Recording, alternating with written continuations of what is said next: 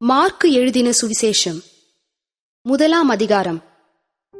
தேவனுடைய குமாரனாகிய இயேசு கிறிஸ்துவினுடைய சுவிசேஷத்தின் ஆரம்பம். இதோ, நான் என் தூதனை உமக்கு முன்பாக அனுப்புகிறேன். அவன் உமக்கு முன்னே போய் உமக்கு வழியை ஆயத்தம் பண்ணுவான் என்றும், கர்த்தருக்கு வழியை ஆயத்தப்படுத்துங்கள், அவருக்கு பாதைகளை செவ்வை பண்ணுங்கள் என்று வனாந்திரத்திலே கூப்பிடுகிறவனுடைய சத்தம் உண்டாகும் என்றும் தீர்க்கதரிசன ஆகமங்களில் எழுதியிருக்கிற பிரகாரமாய் யோவான் வனாந்திரத்தில் ஞானஸ்நானம் கொடுத்து பாவ மன்னிப்புக்கென்று மனந்திரும்புதலுக்கேற்ற ஞானஸ்நானத்தை குறித்து பிரசங்கம் பண்ணிக் கொண்டிருந்தான்.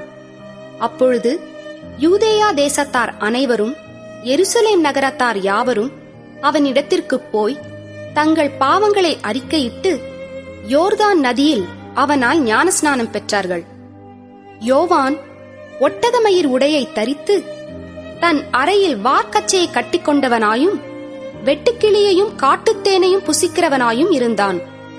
அவன், என்னிலும் வல்லவர் ஒருவர் எனக்கு பின் வருகிறார், அவருடைய பாதரட்சைகளின் வாரை குனிந்து அவிழ்க்கிறதற்கும் நான் பாத்திரன் அல்ல. நான் ஜலத்தினால் உங்களுக்கு ஞானஸ்நானம் கொடுத்தேன், அவரோ பரிசுத்த ஆவியினால் உங்களுக்கு ஞானஸ்நானம் கொடுப்பார் என்று பிரசங்கித்தான். அந்த நாட்களில் இயேசு கலிலேயாவில் உள்ள நாசரேத்தூரில் இருந்து வந்து யோர்தான் நதியில் யோவானால் ஞானஸ்நானம் பெற்றார். அவர் ஜலத்திலிருந்து கரையேறின உடனே வானம் திறக்கப்பட்டதையும் ஆவியானவர் புறாவைப் போல் தம்மேல் இறங்குகிறதையும் கண்டார். அன்றியும், நீர் என்னுடைய நேசகுமாரன், உம்மில் பிரியமாயிருக்கிறேன் என்று வானத்திலிருந்து ஒரு சத்தம் உண்டாயிற்று. உடனே ஆவியானவர் அவரை வனாந்தரத்திற்கு போகும்படி ஏவினார். அவர் வனாந்தரத்திலே 40 நாள் இருந்து சாத்தானால் சோதிக்கப்பட்டு அங்கே காட்டு மிருகங்களின் நடுவிலே சஞ்சரித்துக் கொண்டிருந்தார். தேவ தூதர்கள் அவருக்கு ஊழியம் செய்தார்கள். யோவான் காவலில் வைக்கப்பட்ட பின்பு இயேசு கலிலேயாவிலே வந்து தேவனுடைய ராஜ்யத்தின் சுவிசேஷத்தை பிரசங்கித்து, காலம் நிறைவேறிற்று, தேவனுடைய ராஜ்யம் சமீபமாயிற்று, மனம் திரும்பி சுவிசேஷத்தை விசுவாசியுங்கள் என்றார். அவர் கலிலேயா கடலோரமாய் நடந்து போகையில் மீன் பிடிக்கிறவர்களாயிருந்த சீமோனும் அவன் சகோதரன் அந்திரேயாவும் கடலில் வலை போட்டுக் கொண்டிருக்கிற போது அவர்களை கண்டார். இயேசு அவர்களை நோக்கி, என் பின்னே வாருங்கள், உங்களை மனுஷரை பிடிக்கிறவர்களாக்குவேன் என்றார். உடனே அவர்கள் தங்கள் வலைகளை விட்டு அவருக்கு பின் சென்றார்கள். அவர் அவ்விடம் விட்டு சற்று அப்புறம் போனபோது செபதேயுவின் குமாரன் யாக்கோபும் அவன் சகோதரன் யோவானும் படவிலே வலைகளை பழுது பார்த்துக் கொண்டிருக்கிறதை கண்டு உடனே அவர்களையும் அழைத்தார். அப்பொழுது அவர்கள் தங்கள் தகப்பனாகிய செபதேயுவை கூலி ஆட்களோடு படவிலே விட்டு அவருக்கு பின் சென்றார்கள். பின்பு கப்பர்நகுமுக்கு போனார்கள். உடனே அவர் ஓய்வு நாளில் ஜெப ஆலயத்திலே பிரவேசித்து போதகம் பண்ணினார். அவர் வேதபாரகரைப் போல போதியாமல் அதிகாரமுடையவராய் அவர்களுக்கு போதித்தபடியினால் அவருடைய போதகத்தை குறித்து ஜனங்கள் ஆச்சரியப்பட்டார்கள். அவர்களுடைய ஜெப ஆலயத்திலே அசுத்த ஆவியுள்ள ஒரு மனுஷன் இருந்தான். அவன், ஐயோ, நசரேயனாகிய இயேசுவே, எங்களுக்கும் உமக்கும் என்ன? எங்களை கெடுக்கவா வந்தீர்? உம்மை இன்னார் என்று அறிவேன், நீர் தேவனுடைய பரிசுத்தர் என்று சத்தமிட்டான். அதற்கு இயேசு, நீ பேசாமல் இவனை விட்டு புறப்பட்டு போ என்று அதை அதட்டினார். உடனே அந்த அசுத்த ஆவி அவனை அலைக்கழித்து மிகுந்த சத்தமிட்டு அவனை விட்டு போய்விட்டது. எல்லாரும் ஆச்சரியப்பட்டு, இது என்ன? இந்த புதிய உபதேசம் எப்படிப்பட்டது? இவர் அதிகாரத்தோடே அசுத்த ஆவிகளுக்கும் கட்டளையிடுகிறார், அவைகள் இவருக்கு கீழ்ப்படுகிறதே என்று தங்களுக்குள்ளே ஒருவரோடொருவர் சொல்லிக் கொண்டார்கள். அது முதல் அவருடைய கீர்த்தி கலிலேயா நாடெங்கும் பிரசித்தமாயிற்று. உடனே அவர்கள் ஜெப ஆலயத்தை விட்டு புறப்பட்டு யாக்கோபோடும் யோவானோடும் கூட சீமோன் அந்திரேயா என்பவர்களுடைய வீட்டில் பிரவேசித்தார்கள். அங்கே சீமோனுடைய மாமி ஜுரமாய் கிடந்தாள். உடனே அவர்கள் அவளை குறித்து அவருக்கு சொன்னார்கள். அவர் கிட்ட போய் அவள் கையை பிடித்து அவளை தூக்கிவிட்டார். உடனே ஜுரம் அவளை விட்டு நீங்கிற்று. அப்பொழுது அவள் அவர்களுக்கு பணிவிடை செய்தாள். சாயங்காலமாகி சூரியன் அஸ்தமித்த போது சகல பிணியாளிகளையும் பிசாசு பிடித்தவர்களையும் அவரிடத்தில் கொண்டு வந்தார்கள். பட்டணத்தார் எல்லாரும் வீட்டு வாசலுக்கு முன்பாக கூடி வந்தார்கள். பலவிதமான வியாதிகளினால் உபத்திரவப்பட்டிருந்த அநேகரை அவர் சொஸ்தமாக்கி அநேகம் பிசாசுகளையும் துரத்திவிட்டார். அந்த பிசாசுகள் தம்மை அறிந்திருந்தபடியால் அவைகள் பேசுகிறதற்கு அவர் இடம் கொடுக்கவில்லை. அவர் அதிகாலையில் இருட்டோடே எழுந்து புறப்பட்டு வனாந்தரமான ஓரிடத்திற்கு போய் அங்கே ஜெபம் பண்ணினார். சீமோனும் அவனோடே இருந்தவர்களும் அவரை பின்தொடர்ந்து போய் அவரை கண்டபோது, உம்மை எல்லாரும் தேடுகிறார்கள் என்று சொன்னார்கள். அவர்களை அவர் நோக்கி, அடுத்த ஊர்களிலும் நான் பிரசங்கம் பண்ண வேண்டுமாதலால் அவ்விடங்களுக்கு போவோம் வாருங்கள், இதற்காகவே புறப்பட்டு வந்தேன் என்று சொல்லி கலிலேயா நாடெங்கும் அவர்களுடைய ஜெப ஆலயங்களில் அவர் பிரசங்கம் பண்ணிக்கொண்டும் பிசாசுகளை துரத்திக் கொண்டும் இருந்தார். அப்பொழுது குஷ்டரோகி ஒருவன் அவரிடத்தில் வந்து அவர் முன்பாக முழங்கால் படியிட்டு, உமக்கு சித்தமானால் என்னை சுத்தமாக்க உம்மால் ஆகும் என்று வேண்டிக் கொண்டான். இயேசு மனதுருகி கையை நீட்டி அவனை தொட்டு, எனக்கு சித்தமுண்டு, சுத்தமாகு என்றார். இப்படி அவர் சொன்ன உடனே குஷ்டரோகம் அவனை விட்டு நீங்கிற்று. அவன் சுத்தமானான். அப்பொழுது அவர் அவனை நோக்கி, நீ இதை ஒருவருக்கும் சொல்லாதபடிக்கு எச்சரிக்கையாயிரு. ஆயினும் நீ போய் ஆசாரியனுக்கு உன்னை காண்பித்து, நீ சுத்தமானது நிமித்தம் மோசே கட்டளையிட்டிருக்கிறவைகளை அவர்களுக்கு சாட்சியாகச் செலுத்து என்று கண்டிப்பாய் சொல்லி உடனே அவனை அனுப்பிவிட்டார். அவனோ புறப்பட்டு போய் இந்த சங்கதி எங்கும் விளங்கும்படியாக பிரசித்தம் பண்ணத் தொடங்கினான். அதனால் அவர் வெளியரங்கமாய் பட்டணத்தில் பிரவேசிக்க கூடாமல் வெளியே வனாந்தரமான இடங்களில் தங்கியிருந்தார். எத்திசையிலும் இருந்து ஜனங்கள் அவரிடத்திற்கு வந்தார்கள். 2ஆம் அதிகாரம். சில நாட்களுக்கு பின்பு அவர் மறுபடியும் கப்பர்நகூமுக்கு போனார். அவர் வீட்டில் இருக்கிறார் என்று ஜனங்கள் கேள்விப்பட்டு உடனே வாசலுக்கு முன்னும் நிற்க இடம் போதாதபடிக்கு அநேகர் கூடி வந்தார்கள். அவர்களுக்கு வசனத்தை போதித்தார். அப்பொழுது 4 பேர் ஒரு திமிர்வாதக்காரனை சுமந்து கொண்டு அவரிடத்தில் வந்தார்கள். ஜனக்கூட்டத்தின் நிமித்தம் அவருக்கு சமீபமாய் சேரக்கூடாமல் அவர் இருந்த வீட்டின் மேற்கூரையை பிரித்து திறப்பாக்கி திமிர்வாதக்காரன் கிடக்கிற படுக்கையை இறக்கினார்கள்.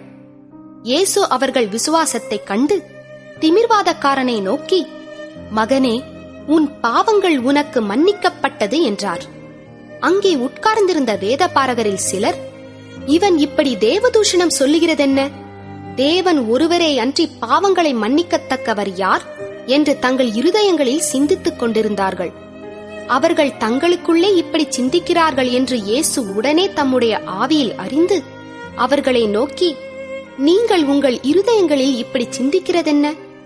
உன் பாவங்கள் உனக்கு மன்னிக்கப்பட்டதென்று சொல்வதோ, எழுந்து உன் படுக்கையை எடுத்துக்கொண்டு நடவென்று சொல்வதோ எது எளிது? பூமியிலே பாவங்களை மன்னிக்க மனுஷகுமாரனுக்கு அதிகாரம் உண்டென்பதை நீங்கள் அறிய வேண்டும் என்று சொல்லி திமிர்வாதக்காரனை நோக்கி, நீ எழுந்து உன் படுக்கையை எடுத்துக்கொண்டு உன் வீட்டுக்குப் போ என்று உனக்கு சொல்லுகிறேன் என்றார். உடனே அவன் எழுந்து தன் படுக்கையை எடுத்துக்கொண்டு எல்லாருக்கும் முன்பாக போனான். அப்பொழுது எல்லாரும் ஆச்சரியப்பட்டு, நாம் ஒரு காலம் இப்படி கண்டதில்லை என்று சொல்லி தேவனை மகிமைப்படுத்தினார்கள். அவர் மறுபடியும் புறப்பட்டு கடலருகே போனார். அப்பொழுது ஜனங்கள் எல்லாரும் அவரிடத்தில் வந்தார்கள். அவர்களுக்கு போதகம் பண்ணினார். அவர் நடந்து போகையில் அல்பேயுவின் குமாரனாகிய லேவி ஆயத்துறையில் உட்கார்ந்திருக்கிறதைக் கண்டு, எனக்கு பின் சென்று வா என்றார். அவன் எழுந்து அவருக்கு பின் சென்றான். அப்பொழுது அவனுடைய வீட்டிலே அவர் போஜன பந்தி இருக்கையில் அநேக ஆயக்காரரும் பாவிகளும் அவரோடு கூட வந்திருந்தபடியால் அவர்களும் இயேசுவோடும் அவர் சீஷரோடும் கூட பந்தியிருந்தார்கள். அவர் ஆயக்காரரோடும் பாவிகளோடும் போஜனம் பண்ணுகிறதை வேதபாரகரும் பரிசேயரும் கண்டு அவருடைய சீஷரை நோக்கி, அவர் ஆயக்காரரோடும் பாவிகளோடும் போஜனபானம் பண்ணுகிறதென்னவென்று கேட்டார்கள். இயேசு அதை கேட்டு, பிணியாளிகளுக்கு வைத்தியன் வேண்டியதே அல்லாமல் சுகமுள்ளவர்களுக்கு வேண்டியதில்லை, நீதிமான்களை அல்ல, பாவிகளையே மனம் திரும்புகிறதற்கு அழைக்க வந்தேன் என்றார். யோவானுடைய சீஷரும் பரிசேயருடைய சீஷரும் உபவாசம் பண்ணி வந்தார்கள். அவர்கள் அவரிடத்தில் வந்து, யோவானுடைய சீஷரும் பரிசேயருடைய சீஷரும் உபவாசிக்கிறார்களே, உம்முடைய சீஷர் உபவாசியாமல் இருக்கிறது என்னவென்று கேட்டார்கள். அதற்கு இயேசு, மணவாளன் தங்களோடு இருக்கையில் மணவாளனுடைய தோழர் உபவாசிப்பார்களா? மணவாளன் தங்களுடனே இருக்கும் வரைக்கும் உபவாசிக்க மாட்டார்களே. மணவாளன் அவர்களை விட்டு எடுபடும் நாட்கள் வரும். அந்த நாட்களிலே உபவாசிப்பார்கள். ஒருவனும் கோடித்துண்டை பழைய வஸ்திரத்தோடு இணைக்க மாட்டான். இணைத்தால் அதனோடே இணைத்த புதிய துண்டு பழையதை அதிகமாய் கிழிக்கும், பீறலும் அதிகமாகும். ஒருவனும் புது திராட்சரசத்தை பழந்துருத்திகளில் வார்த்து வைக்க மாட்டான். வார்த்து வைத்தால் புது ரசம் துருத்திகளை கிழித்துப் போடும். ரசமும் சிந்திப்போம், துருத்திகளும் கெட்டுப்போம். புது ரசத்தை புது துருத்திகளில் வார்த்து வைக்க வேண்டும் என்றார். பின்பு அவர் ஓய்வு நாளில் பயிர் வழியே போனார். அவருடைய சீஷர்கள் கூட நடந்து போகையில் கதிர்களை கொய்யத் தொடங்கினார்கள். பரிசேயர் அவரை நோக்கி, இதோ ஓய்வு நாளில் செய்யத்தகாததை இவர்கள் ஏன் செய்கிறார்கள் என்றார்கள். அதற்கு அவர், தாவீதுக்கு உண்டான ஆபத்தில் தானும் தன்னோடிருந்தவர்களும் பசியாயிருந்த போது அவன் அபியத்தார் என்னும் பிரதான ஆசாரியன் காலத்தில் செய்ததை நீங்கள் ஒரு காலும் வாசிக்கவில்லையா? அவன் தேவனுடைய வீட்டில் பிரவேசித்து ஆசாரியர் தவிர வேறொருவரும் புசிக்கத்தகாத தெய்வ சமூகத்து அப்பங்களை தானும் புசித்து தன்னோடிருந்தவர்களுக்கும் கொடுத்தானே என்றார். பின்பு அவர்களை நோக்கி, மனுஷன் ஓய்வு நாளுக்காக உண்டாக்கப்படவில்லை, ஓய்வு நாள் மனுஷனுக்காக உண்டாக்கப்பட்டது. ஆகையால் மனுஷகுமாரன் ஓய்வு நாளுக்கும் ஆண்டவராயிருக்கிறார் என்றார். 3ஆம் அதிகாரம். மறுபடியும் அவர் ஜெப ஆலயத்தில் பிரவேசித்தார். அங்கே சூம்பின கையையுடைய ஒரு மனுஷன் இருந்தான். அவர் ஓய்வு நாளில் அவனை சொஸ்தமாக்கினால் அவர் பேரில் குற்றஞ்சாட்டலாம் என்று அவர் மேல் நோக்கமாய் இருந்தார்கள். அப்பொழுது அவர் சூம்பின கையையுடைய மனுஷனை நோக்கி, எழுந்து நடுவே நில் என்று சொல்லி அவர்களை பார்த்து, ஓய்வு நாட்களில் நன்மை செய்வதோ தீமை செய்வதோ, ஜீவனை காப்பதோ அழிப்பதோ எது நியாயம் என்றார். அதற்கு அவர்கள் பேசாமல் இருந்தார்கள். அவர்களுடைய இருதய கடினத்தின் நிமித்தம் அவர் விசனப்பட்டு கோபத்துடனே சுற்றிலும் இருந்தவர்களை பார்த்து, அந்த மனுஷனை நோக்கி, உன் கையை நீட்டு என்றார். அவன் நீட்டினான். அவன் கை மறு கையைப் போல சொஸ்தமாயிற்று. உடனே பரிசேயர் புறப்பட்டு போய் அவரை கொலை செய்யும்படி அவருக்கு விரோதமாய் ஏரோதியரோடே கூட ஆலோசனை பண்ணினார்கள். இயேசு தம்முடைய சீஷர்களோடே அவ்விடம் விட்டு கடலோரத்துக்கு போனார். கலிலேயாவிலும் யூதேயாவிலும் எருசலேமிலும் இதுமேயாவிலும் யோர்தானுக்கு அக்கறையிலுமிருந்து திரளான ஜனங்கள் வந்து அவருக்கு பின் சென்றார்கள். அல்லாமலும் தீரு சீதோன் பட்டணங்களின் திசைகளிலுமிருந்து திரளான ஜனங்கள் அவர் செய்த அற்புதங்களை குறித்து கேள்விப்பட்டு அவரிடத்தில் வந்தார்கள். அவர் அநேகரை சொஸ்தமாக்கினார். நோயாளிகள் எல்லாரும் அதை அறிந்து அவரை தொட வேண்டும் என்று அவரிடத்தில் நெருங்கி வந்தார்கள். ஜனங்கள் திரளாயிருந்தபடியால் அவர்கள் தம்மை நெருக்காத படிக்கு தமக்காக ஒரு படவை ஆயத்தம் பண்ண வேண்டும் என்று தம்முடைய சீஷர்களுக்கு சொன்னார். அசுத்த ஆவிகளும் அவரை கண்டபோது அவர் முன்பாக விழுந்து, நீர் தேவனுடைய குமாரன் என்று சத்தமிட்டன. தம்மை பிரசித்தம் பண்ணாதபடி அவைகளுக்கு கண்டிப்பாய் கட்டளையிட்டார். பின்பு அவர் ஒரு மலையின் மேல் ஏறி தமக்கு சித்தமானவர்களை தம்மிடத்தில் வரவழைத்தார். அவர்கள் அவரிடத்திற்கு வந்தார்கள். அப்பொழுது அவர் 12 பேரை தெரிந்து கொண்டு அவர்கள் தம்மோடு கூட இருக்கவும் பிரசங்கம் பண்ணும்படியாக தாம் அவர்களை அனுப்பவும் வியாதிகளை குணமாக்கி பிசாசுகளை துரத்தும்படி அவர்கள் அதிகாரமுடையவர்களாயிருக்கவும் அவர்களை ஏற்படுத்தினார். அவர்கள் யாரெனில், சீமோன், இவனுக்கு பேதுரு என்கிற பெயரிட்டார், செபதேயுவின் குமாரனாகிய யாக்கோபு, யாக்கோபின் சகோதரனாகிய யோவான், இவ்விருவருக்கும் இடிமுழக்க மக்களென்று அர்த்தங்கொள்ளும் பொவனெர்கேஸ் என்கிற பெயரிட்டார், அந்திரேயா, பிலிப்பு, பர்த்தொலோமேயு, மத்தேயு, தோமா, அல்பேயுவின் குமாரன் யாக்கோபு, ததேயு, கானானியனாகிய சீமோன், அவரை காட்டிக் கொடுத்த யூதாஸ்காரியோத்து என்பவர்களே. பின்பு வீட்டுக்கு போனார்கள். அங்கே அவர்கள் சாப்பிடுவதற்கும் சமயமில்லாதபடிக்கு அநேக ஜனங்கள் மறுபடியும் கூடி வந்தார்கள். அவருடைய இனத்தார் இதை கேட்டபோது அவர் மதிமயங்கி இருக்கிறார் என்று சொல்லி அவரை பிடித்துக் கொள்ளும்படி வந்தார்கள். எருசலேமிலிருந்து வந்த வேதபாரகர், இவன் பெயல்செபூலை கொண்டிருக்கிறான், பிசாசுகளின் தலைவனாலே பிசாசுகளை துரத்துகிறான் என்றார்கள். அவர்களை அவர் அழைத்து உவமைகளாய் அவர்களுக்கு சொன்னதாவது: சாத்தானை சாத்தான் துரத்துவது எப்படி? ஒரு ராஜ்யம் தனக்குத்தானே விரோதமாக பிரிந்திருந்தால் அந்த ராஜ்யம் நிலை நிற்க மாட்டாதே. ஒரு வீடு தனக்குத்தானே விரோதமாக பிரிந்திருந்தால் அந்த வீடு நிலை நிற்க மாட்டாதே. சாத்தான் தனக்குத்தானே விரோதமாக எழும்பி பிரிந்திருந்தால் அவன் நிலை நிற்க மாட்டாமல் அழிந்து போவானே. பலவானை முந்தி கட்டினால் ஒழிய ஒருவனும் பலவானுடைய வீட்டுக்குள் புகுந்து அவன் உடைமைகளை கொள்ளையிடக் கூடாது. கட்டினானேயாகில் அவன் வீட்டை கொள்ளையிடுவான். மெய்யாகவே நான் உங்களுக்கு சொல்லுகிறேன், மனுஷர்கள் செய்யும் எல்லா பாவங்களும், அவர்கள் தூஷிக்கும் எந்த தூஷணங்களும் அவர்களுக்கு மன்னிக்கப்படும். ஒருவன் பரிசுத்த ஆவிக்கு விரோதமாக தூஷணம் சொல்வானாகில் அவன் என்றென்றைக்கும் மன்னிப்படையாமல் நித்திய ஆக்கினைக்குள்ளாயிருப்பான் என்றார். அசுத்த ஆவியை கொண்டிருக்கிறான் என்று அவர்கள் சொன்னபடியினாலே அவர் இப்படி சொன்னார். அப்பொழுது அவருடைய சகோதரரும் தாயாரும் வந்து வெளியே நின்று அவரை அழைக்கும்படி அவரிடத்தில் ஆள் அனுப்பினார்கள். அவரை சுற்றிலும் உட்கார்ந்திருந்த ஜனங்கள் அவரை நோக்கி, இதோ உம்முடைய தாயாரும் உம்முடைய சகோதரரும் வெளியே நின்று உம்மை தேடுகிறார்கள் என்றார்கள்.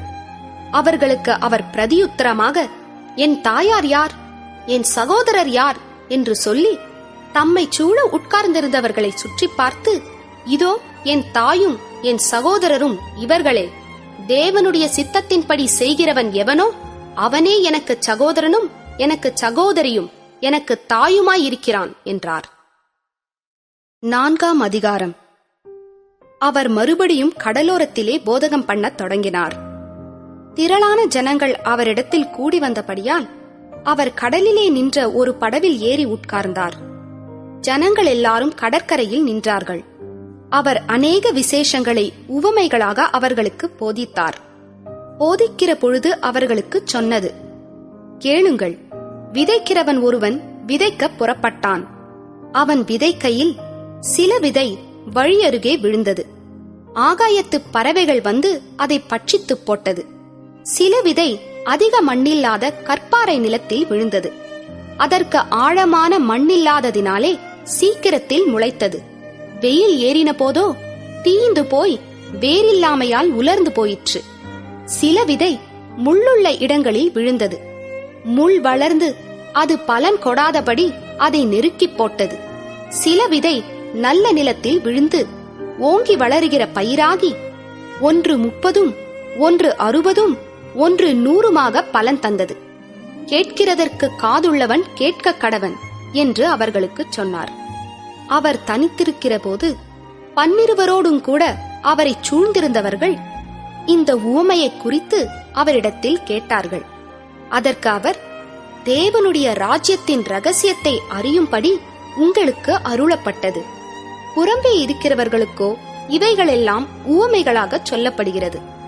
அவர்கள் குணப்படாத படிக்கும், பாவங்கள் அவர்களுக்கு மன்னிக்கப்படாத படிக்கும், அவர்கள் கண்டும் காணாதவர்களாகவும் கேட்டும் உணராதவர்களாகவும் இருக்கும்படி இப்படி சொல்லப்படுகிறது என்றார். பின்பு அவர் அவர்களை நோக்கி, இந்த உவமையை நீங்கள் அறியவில்லையா? அறியாவிட்டால் மற்ற உவமைகளையெல்லாம் எப்படி அறிவீர்கள்? விதைக்கிறவன் வசனத்தை விதைக்கிறான். வசனத்தை கேட்டவுடனே சாத்தான் வந்து அவர்கள் இருதயங்களில் விதைக்கப்பட்ட வசனத்தை எடுத்து போடுகிறான். இவர்களே வசனம் விதைக்கப்படுகிற வழி அருகானவர்கள். அப்படியே வசனத்தை கேட்ட உடனே அதை சந்தோஷத்தோடு ஏற்றுக்கொண்டும் தங்களுக்குள்ளே வேர் கொள்ளாதபடியால் கொஞ்ச கால மாத்திரம் நிலைத்திருக்கிறார்கள்.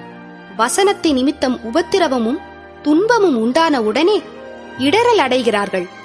இவர்களே கற்பாறை நிலத்தில் விதைக்கப்பட்டவர்கள். வசனத்தை கேட்டும் உலக கவலைகளும் ஐஸ்வர்யத்தின் மயக்கமும் மற்றவைகளைப் பற்றி உண்டாகிற இச்சைகளும் உட்பிரவேசித்து வசனத்தை நெருக்கிப் போட அதனால் பலனற்று போகிறார்கள். இவர்களே முள்ளுள்ள இடங்களில் விதைக்கப்பட்டவர்கள். வசனத்தை கேட்டு ஏற்றுக்கொண்டு 1 30, 1 60, 1 100 பலன் கொடுக்கிறார்கள். இவர்களே நல்ல நிலத்தில் விதைக்கப்பட்டவர்கள் என்றார். பின்னும் அவர் அவர்களை நோக்கி, விளக்கை தண்டின் மேல் வைக்கிறதற்கே அன்றி மரக்காலின் கீழாகிலும் கட்டிலின் கீழாகிலும் வைக்கிறதற்கு கொண்டு வருவார்களா? வெளியரங்கமாகாத அந்தரங்கமும் இல்லை, வெளிக்கு வராத மறைபொருளும் இல்லை. கேட்கிறதற்கு ஒருவன் காதுள்ளவனாயிருந்தால் கேட்க கடவன் என்றார். பின்னும் அவர் அவர்களை நோக்கி, நீங்கள் கேட்கிறதை கவனியுங்கள். எந்த அளவினால் அளக்கிறீர்களோ அந்த அளவினால் உங்களுக்கும் அளக்கப்படும். கேட்கிற உங்களுக்கு அதிகம் கொடுக்கப்படும். உள்ளவனெவனோ அவனுக்கு கொடுக்கப்படும், இல்லாதவனெவனோ அவனிடத்தில் உள்ளதும் எடுத்துக்கொள்ளப்படும் என்றார். இன்னும் அவர் அவர்களை நோக்கி, தேவனுடைய ராஜ்யமானது ஒரு மனுஷன் நிலத்தில் விதையை விதைத்து இரவில் தூங்கி பகலில் விழித்திருக்க அவனுக்கு தெரியாத விதமாய் விதை முளைத்து பயிராகிறதற்கு ஒப்பாயிருக்கிறது. எப்படியென்றால், நிலமானது முன்பு முளையையும் பின்பு கதிரையும் கதிரிலே நிறைந்த தானியத்தையும் பலனாகத்தானாய் கொடுக்கும். பயிர் விளைந்து அறுப்புக்காலம் வந்தவுடனே அறுக்கிறதற்கு ஆட்களை அனுப்புகிறான் என்றார். இன்னும் அவர் அவர்களை நோக்கி, தேவனுடைய ராஜ்யத்தை எதற்கு ஒப்பிடுவோம்? அல்லது எந்த உவமையினாலே அதை திருஷ்டாந்தப்படுத்துவோம்? அது ஒரு கடுகு விதைக்கு ஒப்பாயிருக்கிறது. அது பூமியில் விதைக்கப்படும் போது பூமியிலுள்ள சகல விதைகளிலும் சிறிதாயிருக்கிறது. விதைக்கப்பட்ட பின்போ அது வளர்ந்து சகல பூண்டுகளிலும் பெரிதாகி ஆகாயத்து பறவைகள் அதனுடைய நிழலின் கீழ் வந்தடையத்தக்க பெரிய கிளைகளை விடும் என்றார். அவர்கள் கேட்டறியும் திராணிக்கு தக்கதாக அவர் இப்படிப்பட்ட அநேக உவமைகளினாலே அவர்களுக்கு வசனத்தை சொன்னார். உவமைகளினாலே அன்றி அவர்களுக்கு ஒன்றும் சொல்லவில்லை. அவர் தம்முடைய சீஷரோடே தனித்திருக்கும் போது அவர்களுக்கு எல்லாவற்றையும் விவரித்துச் சொன்னார். அன்று சாயங்காலத்தில் அவர் அவர்களை நோக்கி, அக்கரைக்கு போவோம் வாருங்கள் என்றார். அவர்கள் ஜனங்களை அனுப்பிவிட்டு அவர் படவில் இருந்தபடியே அவரை கொண்டு போனார்கள். வேறே படவுகளும் அவரோடே கூட இருந்தது. அப்பொழுது பலத்த சுழல் காற்று உண்டாகி படவு நிரம்பத்தக்கதாக அலைகள் அதின் மேல் மோதிற்று. கப்பலின் பின்னணியத்தில் அவர் தலையணையை வைத்து நித்திரையாயிருந்தார். அவர்கள் அவரை எழுப்பி, போதகரே, நாங்கள் மடிந்து போகிறது உமக்கு கவலை இல்லையா என்றார்கள். அவர் எழுந்து காற்றை அதட்டி கடலை பார்த்து, இறையாதே, அமைதலாயிரு என்றார். அப்பொழுது காற்று நின்று போய் மிகுந்த அமைதல் உண்டாயிற்று. அவர் அவர்களை நோக்கி, ஏன் இப்படி பயப்பட்டீர்கள்? ஏன் உங்களுக்கு விசுவாசம் இல்லாமற் போயிற்று என்றார். அவர்கள் மிகவும் பயந்து, இவர் யாரோ, காற்றும் கடலும் இவருக்கு கீழ்ப்படுகிறதே என்று ஒருவரோடொருவர் சொல்லிக் கொண்டார்கள். 5ஆம் அதிகாரம். பின்பு அவர்கள் கடலுக்கு அக்கரையில் உள்ள கதரேனருடைய நாட்டில் வந்தார்கள். அவர் படவிலிருந்து இறங்கின உடனே அசுத்த ஆவியுள்ள ஒரு மனுஷன் பிரேத கல்லறைகளில் இருந்து அவருக்கு எதிராக வந்தான். அவனுடைய குடியிருப்பு கல்லறைகளிலே இருந்தது. அவனை சங்கிலிகளினாலும் கட்ட ஒருவனாலும் கூடாதிருந்தது. அவன் அநேகந்தரம் விலங்குகளினாலும் சங்கிலிகளினாலும் கட்டப்பட்டிருந்தும் சங்கிலிகளை முறித்து விலங்குகளை தகர்த்து போடுவான். அவனை அடக்க ஒருவனாலும் கூடாதிருந்தது. அவன் எப்பொழுதும் இரவும் பகலும் மலைகளிலும் கல்லறைகளிலும் இருந்து கூக்குரலிட்டு கல்லுகளினாலே தன்னை காயப்படுத்திக் கொண்டிருந்தான். அவன் இயேசுவை தூரத்திலே கண்டபோது ஓடி வந்து அவரை பணிந்து கொண்டு, இயேசுவே, உன்னதமான தேவனுடைய குமாரனே, எனக்கும் உமக்கும் என்ன? என்னை வேதனைப்படுத்தாத படிக்கு தேவன் பேரில் உமக்கு ஆணை என்று மிகுந்த சத்தமிட்டு சொன்னான். ஏனெனில் அவர் அவனை நோக்கி, அசுத்த ஆவியே, இந்த மனுஷனை விட்டு புறப்பட்டு போ என்று சொல்லியிருந்தார். அப்பொழுது அவர் அவனை நோக்கி, உன் பேர் என்னவென்று கேட்டார். அதற்கு அவன், நாங்கள் அநேகராயிருக்கிறபடியால் என் பேர் லேகியோன் என்று சொல்லி தங்களை அந்த திசையிலிருந்து துரத்தி விடாதபடிக்கு அவரை மிகவும் வேண்டிக் கொண்டான். அப்பொழுது அவ்விடத்தில் மலை அருகே அநேகம் பன்றிகள் கூட்டமாய் மேய்ந்து கொண்டிருந்தது. அந்த பிசாசுகள் எல்லாம் அவரை நோக்கி, பன்றிகளுக்குள்ளே போகும்படி அவைகளுக்குள்ளே எங்களை அனுப்பும் என்று அவரை வேண்டிக் கொண்டன. இயேசு அவைகளுக்கு உத்தரவு கொடுத்தவுடனே அசுத்த ஆவிகள் புறப்பட்டு பன்றிகளுக்குள் போயின. உடனே ஏறக்குறைய 2000 பன்றிகள் உள்ள அந்த கூட்டம் உயர்ந்த மேட்டிலிருந்து ஓடி கடலிலே பாய்ந்து கடலில் அமிழ்ந்து மாண்டது. பன்றிகளை மேய்த்தவர்கள் ஓடி இதை பட்டணத்திலும் சுற்றுப்புறங்களிலும் அறிவித்தார்கள். அப்பொழுது சம்பவித்ததை பார்க்கும்படி ஜனங்கள் புறப்பட்டு இயேசுவினிடத்தில் வந்து, லேகியோனாகிய பிசாசுகள் பிடித்திருந்தவன் வஸ்திரம் தரித்து உட்கார்ந்து புத்தி தெளிந்திருக்கிறதைக் கண்டு பயந்தார்கள். பிசாசுகள் பிடித்திருந்தவனுக்கும் பன்றிகளுக்கும் சம்பவித்ததை கண்டவர்களும் அவர்களுக்கு விவரமாய்ச் சொன்னார்கள். அப்பொழுது தங்கள் எல்லைகளை விட்டு போகும்படி அவரை வேண்டிக் கொள்ளத் தொடங்கினார்கள். அப்படியே அவர் படவில் ஏறுகிற பொழுது பிசாசு பிடித்திருந்தவன் அவரோடே கூட இருக்கும்படி தனக்கு உத்தரவு கொடுக்க அவரை வேண்டிக் கொண்டான். இயேசு அவனுக்கு உத்தரவு கொடாமல், நீ உன் இனத்தாரிடத்தில் உன் வீட்டிற்கு போய் கர்த்தர் உனக்கு இறங்கி உனக்குச் செய்தவைகளை எல்லாம் அவர்களுக்கு அறிவி என்று சொன்னார். அந்தப்படி அவன் போய் இயேசு தனக்குச் செய்தவைகளை எல்லாம் தெக்கப்போலி என்னும் நாட்டில் பிரசித்தம் பண்ணத் தொடங்கினான். எல்லாரும் ஆச்சரியப்பட்டார்கள். இயேசு படவில் ஏறி மறுபடியும் இக்கரைக்கு வந்து கடலோரத்தில் இருந்தபோது திரளான ஜனங்கள் அவரிடத்தில் கூடி வந்தார்கள். அப்பொழுது ஜெப ஆலய தலைவரில் ஒருவனாகிய யபீரு என்பவன் வந்து அவரை கண்டவுடனே அவர் பாதத்திலே விழுந்து, என் குமாரத்தி மரண அவஸ்தைப்படுகிறாள், அவள் ஆரோக்கியம் அடையும் படிக்கு நீர் வந்து அவள் மேல் உமது கைகளை வையும், அப்பொழுது பிழைப்பாள் என்று அவரை மிகவும் வேண்டிக் கொண்டான். அவர் அவனோடே கூட போனார். திரளான ஜனங்கள் அவருக்கு பின் சென்று அவரை நெருக்கினார்கள். அப்பொழுது 12 வருஷமாய் பெரும்பாடுள்ள ஒரு ஸ்திரீ அநேக வைத்தியர்களால் மிகவும் வருத்தப்பட்டு தனக்கு உண்டானவைகளை எல்லாம் செலவழித்தும் சற்றாகிலும் குணமடையாமல் அதிக வருத்தப்படுகிற பொழுது இயேசுவை குறித்து கேள்விப்பட்டு, நான் அவருடைய வஸ்திரங்களையாகிலும் தொட்டால் சொஸ்தமாவேன் என்று சொல்லி ஜனக்கூட்டத்துக்குள்ளே அவருக்கு பின்னாக வந்து அவருடைய வஸ்திரத்தை தொட்டாள்.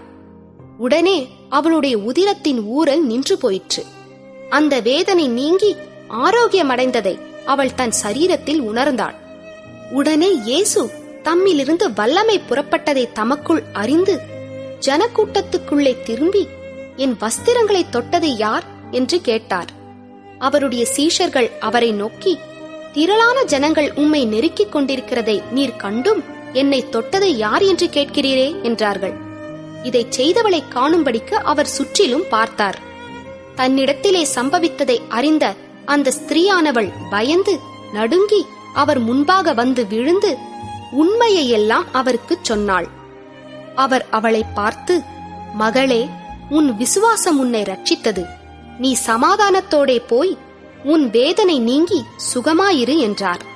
அவர் இப்படி பேசிக் கொண்டிருக்கையில் ஜெப ஆலய தலைவனுடைய வீட்டிலிருந்து சிலர் வந்து, உம்முடைய குமாரத்தி மரித்துப் போனாள், இனி ஏன் போதகரை வருத்தப்படுத்துகிறீர் என்றார்கள்.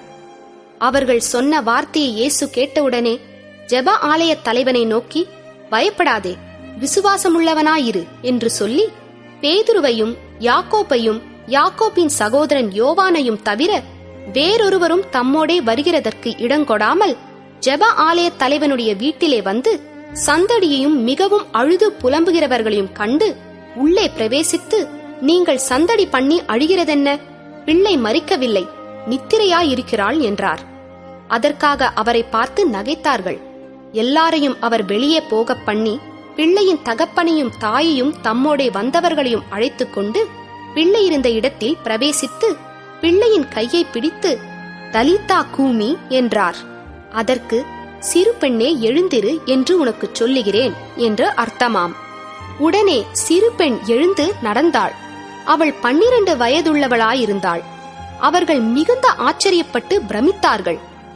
அதை ஒருவருக்கும் அறிவியாதபடி அவர்களுக்கு உறுதியாக கட்டளையிட்டு அவளுக்கு ஆகாரம் கொடுக்கும்படி சொன்னார்.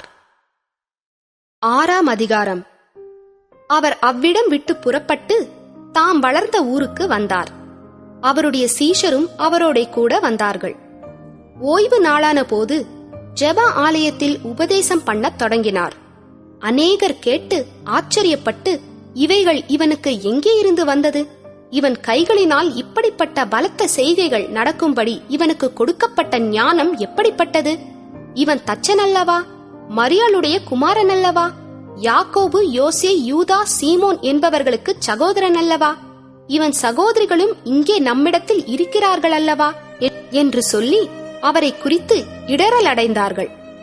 இயேசு அவர்களை நோக்கி, தீர்க்கதரிசி ஒருவன் தன் ஊரிலும் தன் இனத்திலும் தன் வீட்டிலுமே அன்றி வேறெங்கும் கனவீனமடையான் என்றார். அங்கே அவர் சில நோயாளிகள் மேல் கைகளை வைத்து அவர்களை குணமாக்கினதே அன்றி வேறொரு அற்புதமும் செய்யக்கூடாமல் அவர்களுடைய அவிசுவாசத்தை குறித்து ஆச்சரியப்பட்டு கிராமங்களிலே சுற்றித் திரிந்து உபதேசம் பண்ணினார். அவர் 12 அழைத்து அசுத்த ஆவிகளை துரத்த அவர்களுக்கு அதிகாரம் கொடுத்து, வழிக்கு பையையாகிலும் அப்பத்தையாகிலும் கச்சியில் காசையாகிலும் எடுத்துக்கொண்டு போகாமல் ஒரு தடியை மாத்திரம் எடுத்துக்கொண்டு போகவும், பாதரட்சைகளை போட்டுக்கொண்டு போகவும், 2 அங்கிகளை தரியாதிருக்கவும் கட்டளையிட்டார். பின்பு அவர்களை நோக்கி, நீங்கள் எங்கேயாகிலும் ஒரு வீட்டில் பிரவேசித்தால் அவ்விடத்தை விட்டு புறப்படுகிற வரைக்கும் அங்கேதானே தங்கியிருங்கள். எவர்களாகிலும் உங்களை ஏற்றுக்கொள்ளாமலும் உங்கள் வசனங்களை கேளாமலும் இருந்தால் நீங்கள் அவ்விடம் விட்டு புறப்படும் போது அவர்களுக்கு சாட்சியாக உங்கள் கால்களின் கீழே படிந்த தூசியை உதறி போடுங்கள். நியாய தீர்ப்பு நாளிலே அந்த பட்டணத்திற்கு நேரிடுவதை பார்க்கிலும் சோதோம் கொமோரா பட்டணத்திற்கு நேரிடுவது இலகுவாயிருக்கும் என்று மெய்யாகவே உங்களுக்கு சொல்லுகிறேன் என்று சொல்லி அவர்களை 2 பேராக அனுப்பினார்.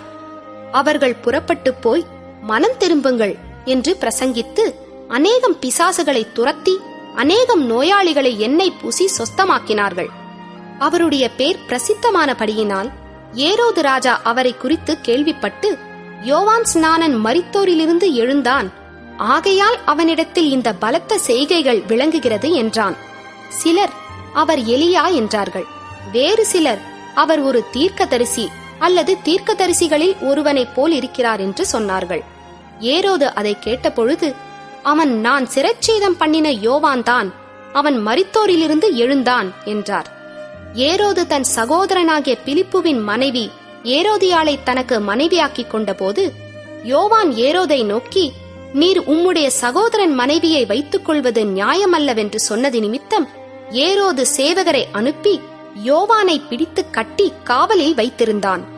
ஏரோதியாளும் அவனுக்கு சதி நினைத்து அவனை கொன்று போட மனதாயிருந்தாள். ஆகிலும் அவளால் கூடாமற் போயிற்று. அதேனென்றால் யோவான் நீதியும் பரிசுத்தமும் உள்ளவன் என்று ஏரோது அறிந்து அவனுக்கு பயந்து அவனை பாதுகாத்து அவன் யோசனையின்படி அநேக காரியங்களைச் செய்து விருப்பத்தோடே அவன் சொல்லை கேட்டு வந்தான். பின்பு சமயம் வாய்த்தது.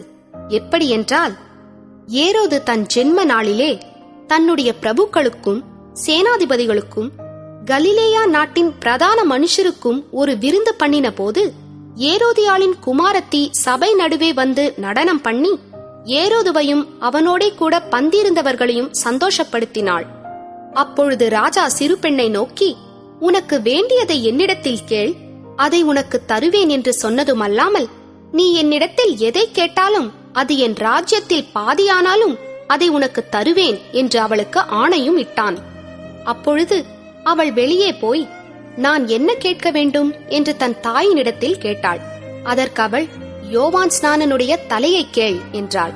உடனே அவள் ராஜாவினிடத்தில் சீக்கிரமாய் வந்து, நீர் இப்பொழுதே ஒரு தாளத்தில் யோவான் ஸ்நானனுடைய தலையை எனக்கு தர வேண்டும் என்று கேட்டாள். அப்பொழுது ராஜா மிகுந்த துக்கமடைந்தான்.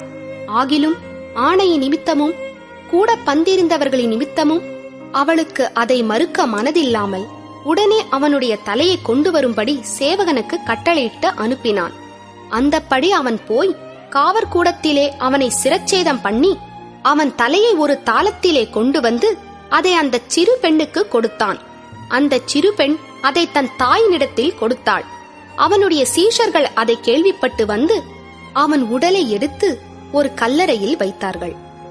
அப்பொழுது அப்போஸ்தலர் இயேசுவினிடத்தில் கூடி வந்து தாங்கள் செய்தவைகள் உபதேசித்தவைகள் யாவையும் அவருக்கு அறிவித்தார்கள். அவர் அவர்களை நோக்கி, வனாந்தரமான ஓரிடத்தில் தனித்து சற்றே இளைப்பாறும்படி போவோம் வாருங்கள் என்றார். ஏனெனில் வருகிறவர்களும் போகிறவர்களும் அநேகராயிருந்தபடியினால் போஜனம் பண்ணுகிறதற்கும் அவர்களுக்கு சமயமில்லாதிருந்தது. அப்படியே அவர்கள் தனிமையாய் ஒரு படவில் ஏறி வனாந்தரமான ஓர் இடத்திற்கு போனார்கள். அவர்கள் புறப்பட்டு போகிறதை ஜனங்கள் கண்டார்கள். அவரை அறிந்த அநேகர் சகல பட்டணங்களிலுமிருந்து கால்நடையாய் அவ்விடத்திற்கு ஓடி அவர்களுக்கு முன்னே அங்கே சேர்ந்து அவரிடத்தில் கூடி வந்தார்கள். இயேசு கரையில் வந்து அநேக ஜனங்களைக் கண்டு அவர்கள் மேய்ப்பனில்லாத ஆடுகளைப் போலிருந்தபடியால் அவர்கள் மேல் மனதுருகி அவர்களுக்கு அநேக காரியங்களை உபதேசிக்கத் தொடங்கினார். வெகுநேரம் சென்ற பின்பு அவருடைய சீஷர்கள் அவரிடத்தில் வந்து, இது வனாந்தரமான இடம், வெகு நேரமும் ஆயிற்று, புசிக்கிறதற்கும் இவர்களிடத்தில் ஒன்றுமில்லை. ஆகையால் இவர்கள் சுற்றியிருக்கிற கிராமங்களுக்கும் ஊர்களுக்கும் போய் தங்களுக்காக அப்பங்களை வாங்கிக் கொள்ளும்படி இவர்களை அனுப்பிவிட வேண்டும் என்றார்கள். அவர் அவர்களை நோக்கி, நீங்களே அவர்களுக்கு போஜனம் கொடுங்கள் என்றார். அதற்கு அவர்கள், நாங்கள் போய் 200 பணத்துக்கு அப்பங்களை வாங்கி இவர்களுக்கு புசிக்கும்படி கொடுக்க கூடுமோ என்றார்கள். அதற்கு அவர், உங்களிடத்தில் எத்தனை அப்பங்கள் உண்டு, போய் பாருங்கள் என்றார். அவர்கள் பார்த்து வந்து, 5 அப்பங்களும் 2 மீன்களும் உண்டு என்றார்கள். அப்பொழுது எல்லாரையும் பசும்புல்லின் மேல் பந்தி பந்தியாக உட்கார வைக்கும்படி அவர்களுக்கு கட்டளையிட்டார். அப்படியே வரிசை வரிசையாய் 100 பேராகவும் 50 பேராகவும் உட்கார்ந்தார்கள்.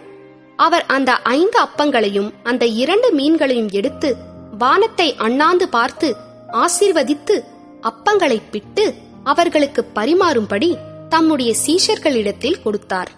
அப்படியே 2 மீன்களையும் எல்லாருக்கும் பங்கிட்டார். எல்லாரும் சாப்பிட்டு திருப்தி அடைந்தார்கள். மேலும் அப்பங்களிலும் மீன்களிலும் மீதியான துணிக்கைகளை 12 கூடை நிறைய எடுத்தார்கள். அப்பம் சாப்பிட்ட புருஷர் ஏறக்குறைய 5000 பேராயிருந்தார்கள். அவர் ஜனங்களை அனுப்பிவிடுகையில் தம்முடைய சீஷர்கள் படவில் ஏறி அக்கரையில் பெத்சாயிதாவுக்கு எதிராக தமக்கு முன்னே போகும்படி அவர்களை துரிதப்படுத்தினார். அவர் ஜனங்களை அனுப்பிவிட்ட பின்பு ஜெபம் பண்ணும்படி ஒரு மலையின் மேல் ஏறினார். சாயங்காலமான போது படவு நடுக்கடலில் இருந்தது. அவரோ கரையிலே தனிமையாயிருந்தார். அப்பொழுது காற்று அவர்களுக்கு எதிராயிருந்தபடியினால் அவர்கள் தண்டு வலிக்கிறதில் வருத்தப்படுகிறதை அவர் கண்டு, ராத்திரியில் 4ஆம் ஜாமத்தில் கடலின் மேல் நடந்து அவர்களிடத்தில் வந்து அவர்களை கடந்து போகிறவர் போல் காணப்பட்டார். அவர் கடலின் மேல் நடக்கிறதை அவர்கள் கண்டு ஆவேசம் என்று எண்ணி சத்தமிட்டு அலறினார்கள். அவர்கள் எல்லாரும் அவரை கண்டு கலக்கமடைந்தார்கள். உடனே அவர் அவர்களோட பேசி, திடன் கொள்ளுங்கள், நான் தான், பயப்படாதிருங்கள் என்று சொல்லி அவர்கள் இருந்த படவில் ஏறினார். அப்பொழுது காற்று அமர்ந்தது. அதனால் அவர்கள் தங்களுக்குள்ளே மிகவும் பிரமித்து ஆச்சரியப்பட்டார்கள். அவர்களுடைய இருதயம் கடினமுள்ளதாயிருந்தபடியினால் அப்பங்களை குறித்து அவர்கள் உணராமற் போனார்கள். அவர்கள் கடலை கடந்து கெனேசரேத் என்னும் நாட்டிற்கு வந்து கரை பிடித்தார்கள்.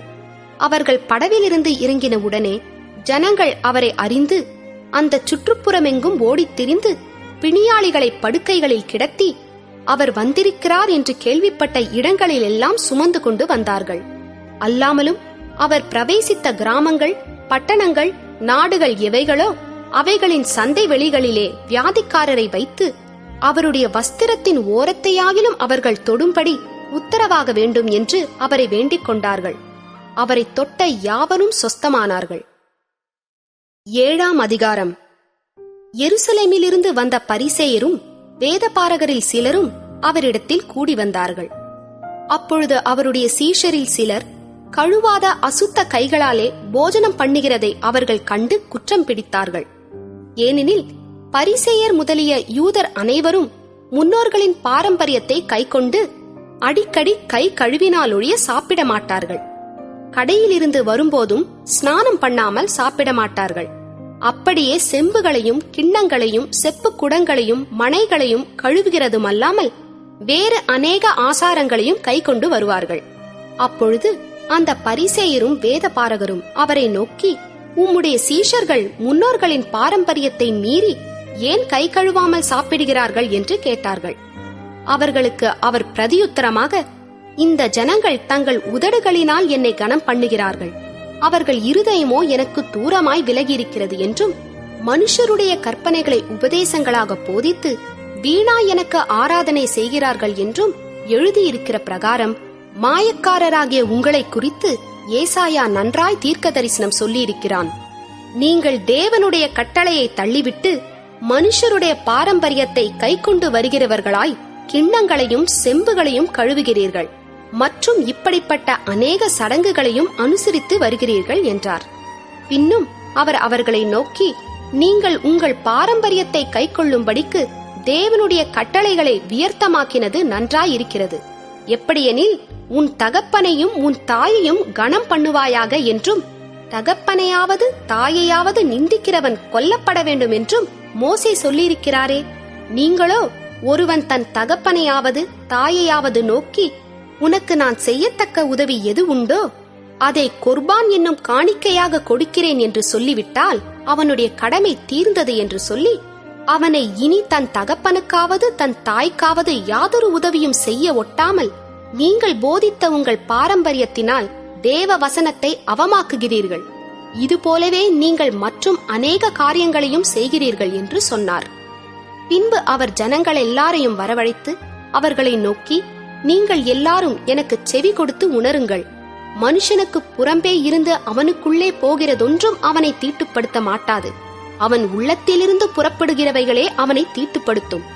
கேட்கிறதற்கு ஒருவன் காதுள்ளவனாயிருந்தால் கேட்க கடவன் என்றார். அவர் ஜனங்களை விட்டு வீட்டுக்குள் பிரவேசித்த போது அவருடைய சீஷர்கள் அவர் சொன்ன உவமையை குறித்து அவரிடத்தில் விசாரித்தார்கள். அதற்கு அவர், நீங்களும் இவ்வளவு உணர்வில்லாதவர்களா? புறம்பே இருந்து மனுஷனுக்குள்ளே போகிறதொன்றும் அவனை தீட்டுப்படுத்த மாட்டாதென்று நீங்கள் அறிந்து கொள்ளவில்லையா? அது அவன் இருதயத்தில் போகாமல் வயிற்றிலே போகிறது. அதிலிருந்து எல்லா போஜனங்களின் அசுத்தங்களையும் கழிக்கிற ஆசன வழியாய் நீங்கிப் போகும். மனுஷனுக்குள்ளே இருந்து புறப்படுகிறதே மனுஷனை தீட்டுப்படுத்தும். எப்படியெனில், மனுஷருடைய இருதயத்திற்குள்ளிருந்து பொல்லாத சிந்தனைகளும் விபசாரங்களும் வேசித்தனங்களும் கொலை பாதகங்களும் களவுகளும் பொருளாசைகளும் துஷ்டத்தனங்களும் கபடும் காம விகாரமும் வன்கண்ணும் தூஷணமும் பெருமையும் மதிகேடும் புறப்பட்டு வரும். பொல்லாங்கானவைகளாகிய இவைகளெல்லாம் உள்ளத்திலிருந்து புறப்பட்டு மனுஷனை தீட்டுப்படுத்தும் என்றார். பின்பு அவர் எழுந்து அவ்விடம் விட்டு புறப்பட்டு தீரு சீதோன் பட்டணங்களின் எல்லைகளில் போய் ஒரு வீட்டுக்குள் பிரவேசித்து ஒருவரும் அதை அறியாதிருக்க விரும்பியும் அவர் மறைவாயிருக்க கூடாமற் போயிற்று. அசுத்த ஆவி பிடித்திருந்த ஒரு சிறு பெண்ணின் தாயாகிய ஒரு ஸ்திரீ அவரை குறித்து கேள்விப்பட்டு வந்து அவர் பாதத்தில் விழுந்தாள். அந்த ஸ்திரீ சீரோ பேனிக்கியா தேசத்தாளாகிய கிரேக்க ஸ்திரீயாயிருந்தாள். அவள் தன் மகளை பிடித்திருந்த பிசாசை துரத்திவிட வேண்டுமென்று அவரை வேண்டிக் கொண்டாள். இயேசு அவளை நோக்கி, முந்தி பிள்ளைகள் திருப்தி அடையட்டும், பிள்ளைகளின் அப்பத்தை எடுத்து நாய்க்குட்டிகளுக்கு போடுகிறது நல்லதல்ல என்றார். அதற்கு அவள், மெய்தான் ஆண்டவரே, ஆகிலும் மேஜையின் கீழிருக்கும் நாய்க்குட்டிகள் பிள்ளைகள் சிந்துகிற துணிக்கைகளை தின்னுமே என்றாள். அப்பொழுது அவர், நீ சொன்ன அந்த வார்த்தை நிமித்தம் போகலாம், பிசாசு உன் மகளை விட்டு நீங்கி போயிற்று என்றார். அவள் தன் வீட்டுக்கு வந்த பொழுது பிசாசு போய்விட்டதையும் தன் மகள் கட்டிலில் படுத்திருக்கிறதையும் கண்டாள். மறுபடியும் அவர் தீரு சீதோன் பட்டணங்களின் எல்லைகளை விட்டு புறப்பட்டு தெக்கப்போலியின் எல்லைகளின் வழியாய் கலிலேயா கடல் அருகே வந்தார். அங்கே கொன்னைவாயுடைய ஒரு செவிடனை அவரிடத்தில் கொண்டு வந்து அவர் தமது கையை அவன் மேல் வைக்கும்படி வேண்டிக் கொண்டார்கள். அப்பொழுது அவர் அவனை ஜனக்கூட்டத்தை விட்டு தனியே அழைத்துக் கொண்டு போய் தம்முடைய விரல்களை அவன் காதுகளில் வைத்து உமிழ்ந்து அவனுடைய நாவை தொட்டு வானத்தை அண்ணாந்து பார்த்து பெருமூச்சு விட்டு எப்பத்தா என்றார். அதற்கு திறக்கப்படுவாயாக என்று அர்த்தமாம். உடனே அவனுடைய செவிகள் திறக்கப்பட்டு அவனுடைய நாவின் கட்டும் அவிழ்ந்து அவன் செவ்வையாய் பேசினான். அதை ஒருவருக்கும் சொல்ல வேண்டாம் என்று அவர்களுக்கு கட்டளையிட்டார். ஆகிலும் எவ்வளவு அதிகமாய் அவர்களுக்கு கட்டளையிட்டாரோ அவ்வளவு அதிகமாய் அவர்கள் அதை பிரசித்தம் பண்ணி எல்லாவற்றையும் நன்றாய் செய்தார், செவிடர் கேட்கவும் ஊமையர் பேசவும் பண்ணுகிறார் என்று சொல்லி மென்மேலும் ஆச்சரியப்பட்டார்கள். 8ஆம் அதிகாரம். அந்த நாட்களிலே திரளான ஜனங்கள் கூடி வந்திருக்கையில் அவர்கள் சாப்பிடுகிறதற்கு ஒன்றுமில்லாத போது இயேசு தம்முடைய சீஷரை அழைத்து, ஜனங்களுக்காக பரிதபிக்கிறேன்.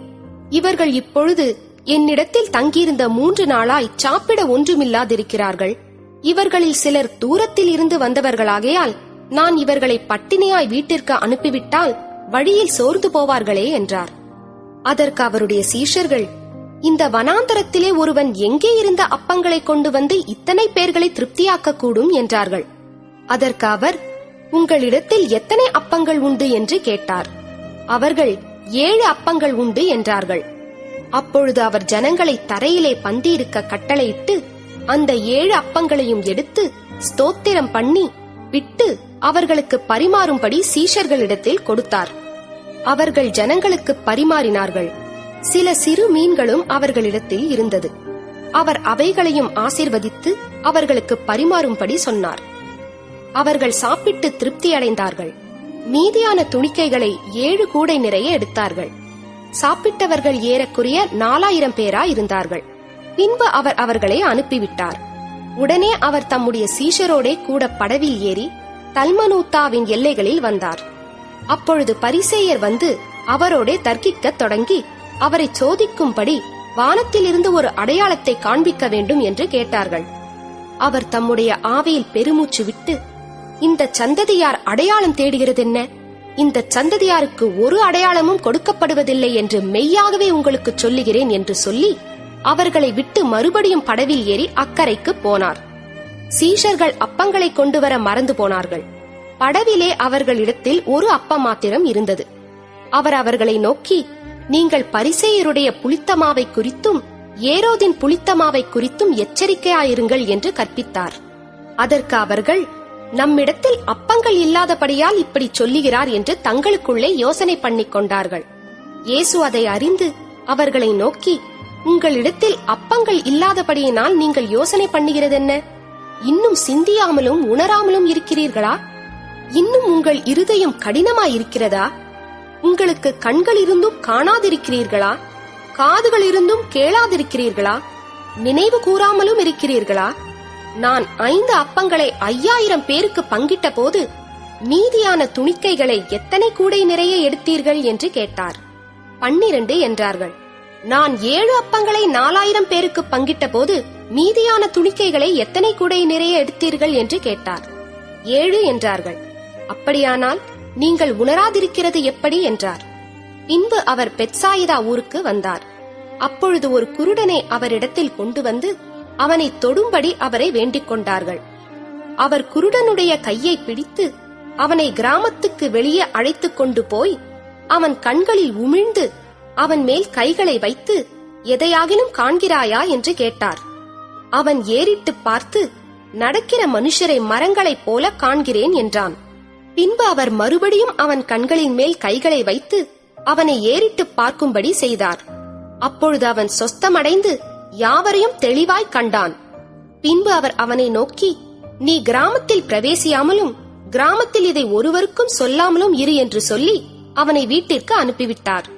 பின்பு இயேசுவும் அவருடைய சீஷர்களும் புறப்பட்டு பிலிப்பு செசரியா பட்டணத்தைச் சேர்ந்த கிராமங்களுக்கு போனார்கள்.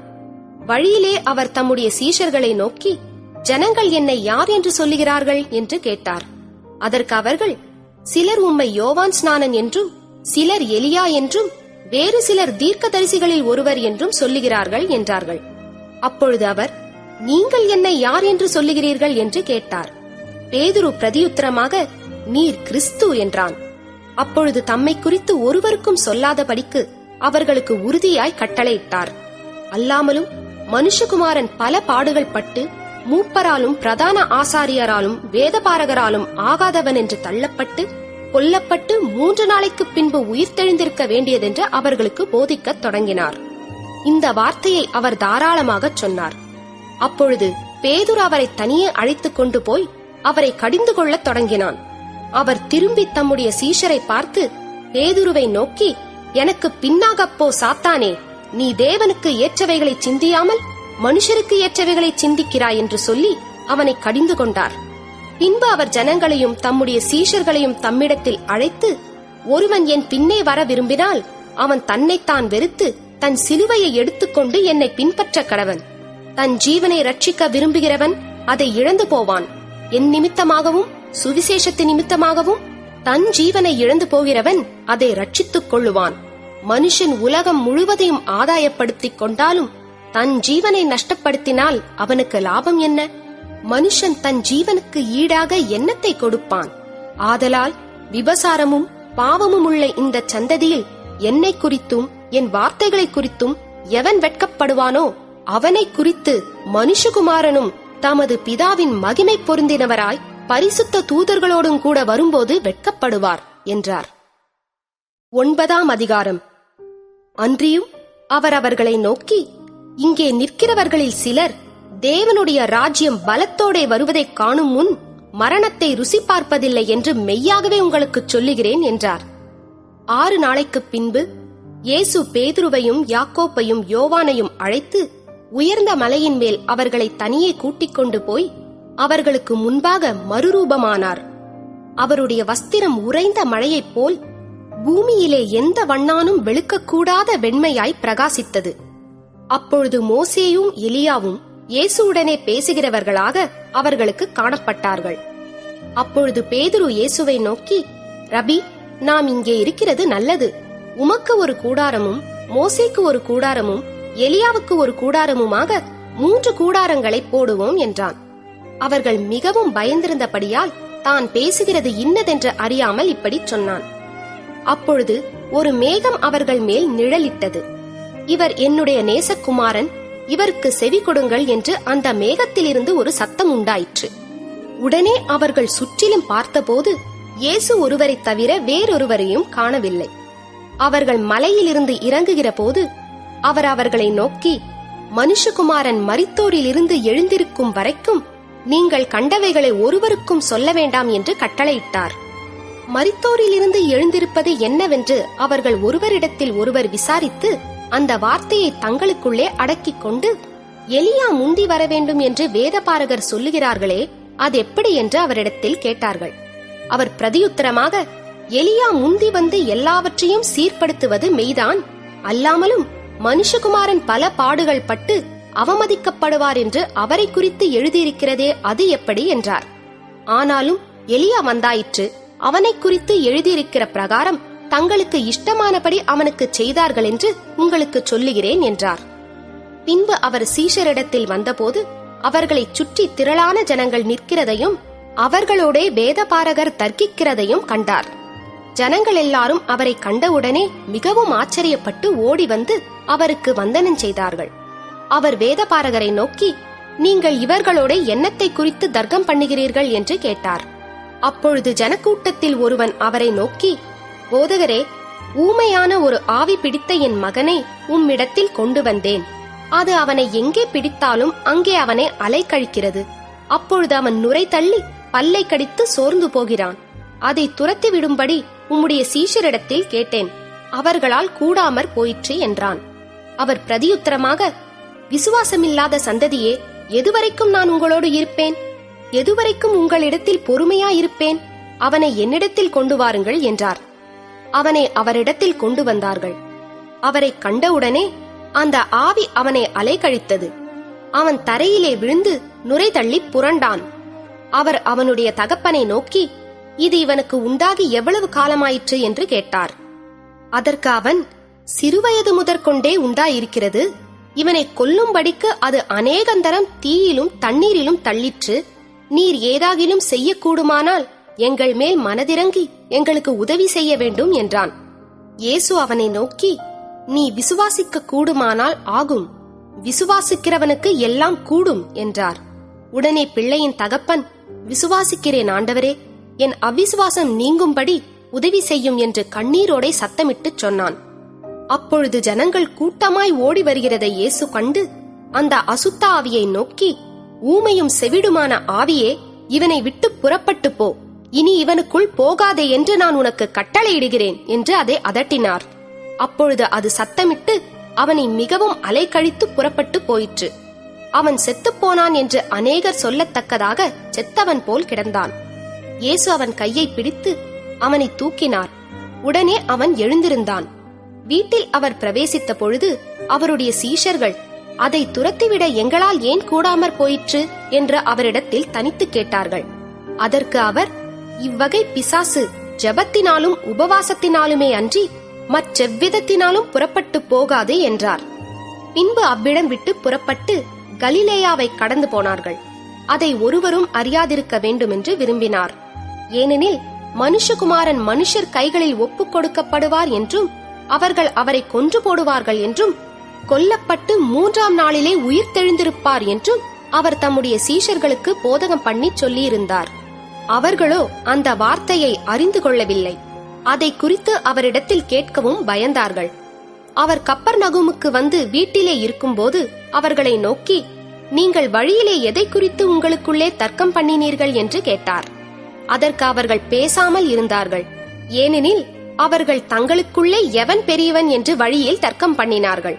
அப்பொழுது அவர் உட்கார்ந்து 12 அழைத்து, எவனாகிலும் முதல்வனாயிருக்க விரும்பினால் அவன் எல்லாருக்கும் கடையானவனும் எல்லாருக்கும் ஊழியக்காரனுமாய் இருக்க கடவன் என்று சொல்லி, ஒரு சிறு பிள்ளையை எடுத்து அதை அவர்கள் நடுவிலே நிறுத்தி அதை அணைத்துக் கொண்டு, இப்படிப்பட்ட சிறு பிள்ளைகளில் ஒன்றை என் நாமத்தினாலே ஏற்றுக்கொள்ளுகிறவன் என்னை ஏற்றுக்கொள்ளுகிறான், என்னை ஏற்றுக்கொள்ளுகிறவன் என்னை அல்ல, என்னை அனுப்பினவரை ஏற்றுக்கொள்ளுகிறான் என்றார். அப்பொழுது யோவான் அவரை நோக்கி, போதகரே, நம்மை பின்பற்றாதவன் ஒருவன் உமது நாமத்தினாலே பிசாசுகளை துரத்துகிறதை கண்டோம். அவன் நம்மை பின்பற்றாதவனானதால் அவனை தடுத்தோம் என்றான். அதற்கு இயேசு, அவனை தடுக்க வேண்டாம். என் நாமத்தினாலே அற்புதம் செய்கிறவன் எளிதா என்னை குறித்து தீங்கு சொல்ல மாட்டான். நமக்கு விரோதமாயிராதவன் நமது பட்சத்தில் இருக்கிறான். நீங்கள் கிறிஸ்துவினுடையவர்களாய் இருக்கிறபடியினாலே என் நாமத்தின் நிமித்தம் உங்களுக்கு ஒரு கலசம் தண்ணீர் குடிக்க கொடுக்கிறவன் தன் பலனை அடையாமற் போவதில்லை என்று மெய்யாகவே உங்களுக்கு சொல்லுகிறேன். என்னிடத்தில் விசுவாசமாய் இருக்கிற இந்த சிறியரில் ஒருவனுக்கு இடரல் உண்டாக்குகிறவன் எவனோ அவனுடைய கழுத்தில் ஏந்திர கல்லை கட்டி சமுத்திரத்தில் அவனை தள்ளி போடுகிறது அவனுக்கு நலமாயிருக்கும். உன் கை உனக்கு இடரல் உண்டாக்கினால் அதை தரித்துப் போடு.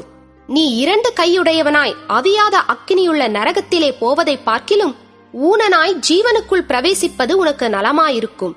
அங்கே அவர்கள் புழு சாவாமலும் அக்கினி அவியாமலும் இருக்கும். உன் கால் உனக்கு இடரல் உண்டாக்கினால் அதை தரித்துப் போடு.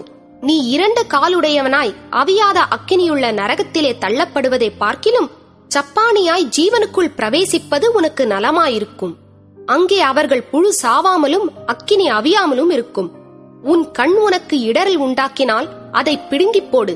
நீ 2 கண்ணுடையவனாய் நரக அக்கினியிலே தள்ளப்படுவதை பார்க்கிலும் ஒற்றை கண்ணனாய் தேவனுடைய ராஜ்யத்தில் பிரவேசிப்பது உனக்கு நலமாயிருக்கும். அங்கே அவர்கள் புழு சாவாமலும் அக்கினி அவியாமலும் இருக்கும். எந்த பலியும் உப்பினால் உப்பிடப்படுவது போல எந்த மனுஷனும் அக்கினியினால் உப்பிடப்படுவான். உப்பு நல்லதுதான். உப்பு சாரமற்று போனால் அதற்கு எதினாலே சாரம் உண்டாக்குவீர்கள்? உங்களுக்குள்ளே உப்புடையவர்களாயிருங்கள், ஒருவரோடொருவர் சமாதானமுள்ளவர்களாயும் இருங்கள் என்றார். 10ஆம் அதிகாரம்.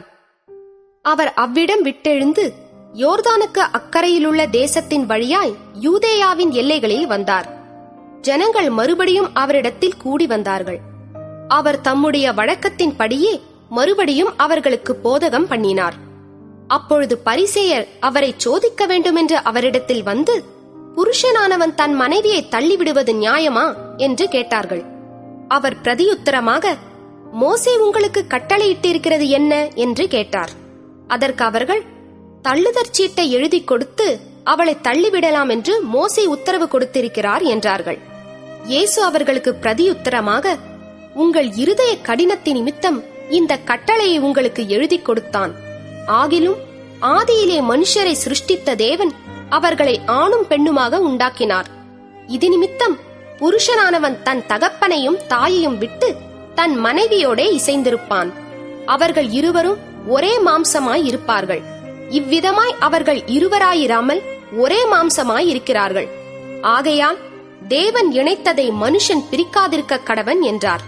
பின்பு வீட்டிலே அவருடைய சீஷர்கள் அந்த காரியத்தை குறித்து மறுபடியும் அவரிடத்தில் விசாரித்தார்கள். அப்பொழுது அவர், எவனாகிலும் தன் மனைவியை தள்ளிவிட்டு வேறொருத்தியை விவாகம் பண்ணினால் அவன் அவளுக்கு விரோதமாய் விபசாரம் செய்கிறவனாய் இருப்பான். மனைவியும் தன் புருஷனை தள்ளிவிட்டு வேறொருவனை விவாகம் பண்ணினால் விபசாரம் செய்கிறவளாய் இருப்பாள் என்றார். அப்பொழுது சிறு பிள்ளைகளை அவர் தொடும்படிக்கு அவர்களை அவரிடத்தில் கொண்டு வந்தார்கள். கொண்டு வந்தவர்களை சீஷர்கள் அதட்டினார்கள். இயேசு அதைக் கண்டு விசனமடைந்து, சிறு பிள்ளைகள் என்னிடத்தில் வருகிறதற்கு இடம் கொடுங்கள், அவர்களை தடை பண்ணாதிருங்கள், தேவனுடைய ராஜ்யம் அப்படிப்பட்டவர்களுடையது. எவனாகிலும் சிறு பிள்ளையைப் போல் தேவனுடைய ராஜ்யத்தை ஏற்றுக்கொள்ளாவிட்டால் அவன் அதில் பிரவேசிப்பதில்லை என்று மெய்யாகவே உங்களுக்கு சொல்லுகிறேன் என்று சொல்லி அவர்களை அணைத்துக் கொண்டு அவர்கள் மேல் கைகளை வைத்து அவர்களை ஆசீர்வதித்தார். பின்பு அவர் புறப்பட்டு வழியிலே போகையில் ஒருவன் ஓடி வந்து அவருக்கு முன்பாக முழங்கால் படியிட்டு, நல்ல போதகரே, நித்திய ஜீவனை சுதந்தரித்துக் கொள்ளும்படி நான் என்ன செய்ய வேண்டும் என்று கேட்டான். அதற்கு இயேசு, நீ என்னை நல்லவன் என்று சொல்வானேன்? தேவன் ஒருவர் தவிர நல்லவன் ஒருவனும் இல்லையே. விபசாரம் செய்யாதிருப்பாயாக, கொலை செய்யாதிருப்பாயாக, களவு செய்யாதிருப்பாயாக, பொய்ச்சாட்சி சொல்லாதிருப்பாயாக, வஞ்சனை செய்யாதிருப்பாயாக, உன் தகப்பனையும் உன் தாயையும் கனம் பண்ணுவாயாக என்கிற கற்பனைகளை அறிந்திருக்கிறாயே என்றார். அதற்கு அவன், போதகரே, இவைகளை எல்லாம் என் சிறுவயது முதல் கை கொண்டிருக்கிறேன் என்றான். இயேசு அவனை பார்த்து அவனிடத்தில் அன்பு கூர்ந்து, உன்னிடத்தில் ஒரு குறைவு உண்டு. நீ போய் உனக்கு உண்டானவைகளை எல்லாம் விற்று தரித்திரருக்கு கொடு. அப்பொழுது பரலோகத்திலே உனக்கு பொக்கிஷம் உண்டாயிருக்கும். பின்பு சிலுவையை எடுத்துக்கொண்டு என்னை பின்பற்றி வா என்றார். அவன் மிகுந்த ஆஸ்தியுள்ளவனாயிருந்தபடியால் இந்த வார்த்தையை கேட்டு மனமடிந்து துக்கத்தோடே போய்விட்டான். அப்பொழுது இயேசு சுற்றி பார்த்து தம்முடைய சீஷரை நோக்கி, ஐஸ்வர்யமுள்ளவர்கள் தேவனுடைய ராஜ்யத்தில் பிரவேசிப்பது எவ்வளவு அரிதாயிருக்கிறது என்றார். சீஷர்கள் அவருடைய வார்த்தைகளை குறித்து ஆச்சரியப்பட்டார்கள். இயேசு பின்னும் அவர்களை நோக்கி, பிள்ளைகளே, ஐஸ்வர்யத்தின் மேல் நம்பிக்கையாயிருக்கிறவர்கள் தேவனுடைய ராஜ்யத்தில் பிரவேசிக்கிறது எவ்வளவு அரிதாயிருக்கிறது. ஐஸ்வர்யவான் தேவனுடைய ராஜ்யத்தில் பிரவேசிப்பதை பார்க்கிலும் ஒட்டகமானது ஊசியின் காதிலே நுழைவது எளிதாயிருக்கும் என்றார். அவர்கள் பின்னும் அதிகமாய் ஆச்சரியப்பட்டு, அப்படியானால் யார் ரட்சிக்கப்படக்கூடும் என்று தங்களுக்குள்ளே சொல்லிக் கொண்டார்கள். இயேசு அவர்களை பார்த்து, மனுஷரால் இது கூடாததுதான், தேவனால் இது கூடாததல்ல, தேவனாலே எல்லாம் கூடும் என்றார். அப்பொழுது பேதுரு அவரை நோக்கி, இதோ நாங்கள் எல்லாவற்றையும் விட்டு உம்மை பின்பற்றினோமே என்று சொல்லத் தொடங்கினான். அதற்கு இயேசு பிரதியுத்தரமாக, என் நிமித்தமாகவும் சுவிசேஷத்தின் நிமித்தமாகவும் வீட்டையாவது சகோதரரையாவது சகோதரிகளையாவது தகப்பனையாவது தாயையாவது மனைவியையாவது பிள்ளைகளையாவது நிலங்களையாவது விட்டவன் எவனும் இப்பொழுது இம்மையிலே துன்பங்களோடே கூட நூறத்தனையாக வீடுகளையும் சகோதரரையும் சகோதரிகளையும் தாய்களையும் பிள்ளைகளையும் நிலங்களையும் மறுமையிலே நித்திய ஜீவனையும் அடைவான் என்று மெய்யாகவே உங்களுக்கு சொல்லுகிறேன். ஆகிலும் முந்தினோர் அநேகர் பிந்தினோராயும் பிந்தினோர் அநேகர் முந்தினோராயும் இருப்பார்கள் என்றார். பின்பு அவர்கள் எருசலேமுக்கு பிரயாணமாய் போகையில் இயேசு அவர்களுக்கு முன்னே நடந்து போனார். அவர்கள் திகைத்து அவருக்கு பின்னே பயத்தோடே போனார்கள். அப்பொழுது அவர் 12 அழைத்து தமக்கு சம்பவிக்கப் போகிறவைகளை எல்லாம் அவர்களுக்கு மறுபடியும் சொல்லத் தொடங்கினார். இதோ எருசலேமுக்கு போகிறோம், அங்கே மனுஷகுமாரன் பிரதான ஆசாரியரிடத்திலும் வேதபாரகரிடத்திலும் ஒப்பு கொடுக்கப்படுவார். அவர்கள் அவரை மரண ஆக்கினைக்குள்ளாக தீர்த்து புறத்தேசத்தாரிடத்தில் ஒப்பு கொடுப்பார்கள். அவர்கள் அவரை பரியாசம் பண்ணி அவரை வாரினால் அடித்து அவர் மேல் துப்பி அவரை கொலை செய்வார்கள். ஆகிலும் 3ஆம் நாளிலே அவர் உயிரோடே எழுந்திருப்பார் என்றார். அப்பொழுது செபதேயுவின் குமாரனாகிய யாக்கோபும் யோவானும் அவரிடத்தில் வந்து, போதகரே, நாங்கள் கேட்டுக்கொள்ளப் போகிறதை நீர் எங்களுக்கு செய்ய வேண்டும் என்று விரும்புகிறோம் என்றார்கள். அவர் அவர்களை நோக்கி, நான் உங்களுக்கு என்ன செய்ய வேண்டும் என்று விரும்புகிறீர்கள் என்று கேட்டார். அதற்கு அவர்கள், உமது மகிமையிலே எங்களில் ஒருவன் உமது வலது பாரிசத்திலும் ஒருவன் உமது இடது பாரிசத்திலும் உட்கார்ந்திருக்கும்படி எங்களுக்கு அருள் செய்ய வேண்டும் என்றார்கள். இயேசு அவர்களை நோக்கி, நீங்கள் கேட்டுக்கொள்ளுகிறது இன்னது என்று உங்களுக்கே தெரியவில்லை. நான் குடிக்கும் பாத்திரத்தில் நீங்கள் குடிக்கவும் நான் பெறும் ஸ்நானத்தை நீங்கள் பெறவும் உங்களால் கூடுமா என்றார். அதற்கு அவர்கள் கூடும் என்றார்கள். இயேசு அவர்களை நோக்கி, நான் குடிக்கும் பாத்திரத்தில் நீங்கள் குடிப்பீர்கள், நான் பெறும் ஸ்நானத்தையும் நீங்கள் பெறுவீர்கள். ஆனாலும் என் வலது பாரிசத்திலும் என் இடது பாரிசத்திலும் உட்கார்ந்திருக்கும்படி எவர்களுக்கு ஆயத்தம் பண்ணப்பட்டிருக்கிறதோ அவர்களுக்கே அல்லாமல் மற்றொருவருக்கும் அதை அருளுவது என் காரியமல்ல என்றார். மற்ற 10 பேரும் அதை கேட்டு யாக்கோபின் மேலும் யோவானின் மேலும் எரிச்சலானார்கள். அப்பொழுது இயேசு அவர்களை கிட்டவரச் செய்து, புறஜாதியாருக்கு அதிகாரிகளாக எண்ணப்பட்டவர்கள் அவர்களை இருமாப்பாய் ஆளுகிறார்கள் என்றும் அவர்களில் பெரியவர்கள் அவர்கள் மேல் கடினமாய் அதிகாரம் செலுத்துகிறார்கள் என்றும் நீங்கள் அறிந்திருக்கிறீர்கள். உங்களுக்குள்ளே அப்படி இருக்கலாகாது. உங்களில் எவனாகிலும் பெரியவனாயிருக்க விரும்பினால் அவன் உங்களுக்கு பணிவிடைக்காரனாயிருக்க கடவன். உங்களில் எவனாகிலும் முதன்மையானவனாயிருக்க விரும்பினால் அவன் எல்லாருக்கும் ஊழியக்காரனாயிருக்க கடவன். அப்படியே மனுஷகுமாரனும் ஊழியங்கொள்ளும்படி வராமல் ஊழியம் செய்யவும் அநேகரை மீட்கும் பொருளாக தம்முடைய ஜீவனை கொடுக்கவும் வந்தார் என்றார். பின்பு அவர்கள் எரிகோவுக்கு வந்தார்கள். அவரும் அவருடைய சீஷர்களும் திரளான ஜனங்களும் எரிகோவை விட்டு புறப்படுகிற போது, தீமேயுவின் மகனாய பர்திமேயு என்கிற ஒரு குருடன் வழியருகே உட்கார்ந்து பிச்சை கேட்டுக் கொண்டிருந்தான். அவன் நசரேயனாகிய இயேசு வருகிறார் என்று கேள்விப்பட்டு, இயேசுவே, தாவீதின் குமாரனே, எனக்கு இரங்கும் என்று கூப்பிடத் தொடங்கினான். அவன் பேசாதிருக்கும்படி அநேகர் அவனை அதட்டினார்கள். அவனோ, தாவீதின் குமாரனே, எனக்கு இரங்கும் என்று முன்னிலும் அதிகமாய் கூப்பிட்டான். இயேசு நின்று அவனை அழைத்து வரச் சொன்னார்.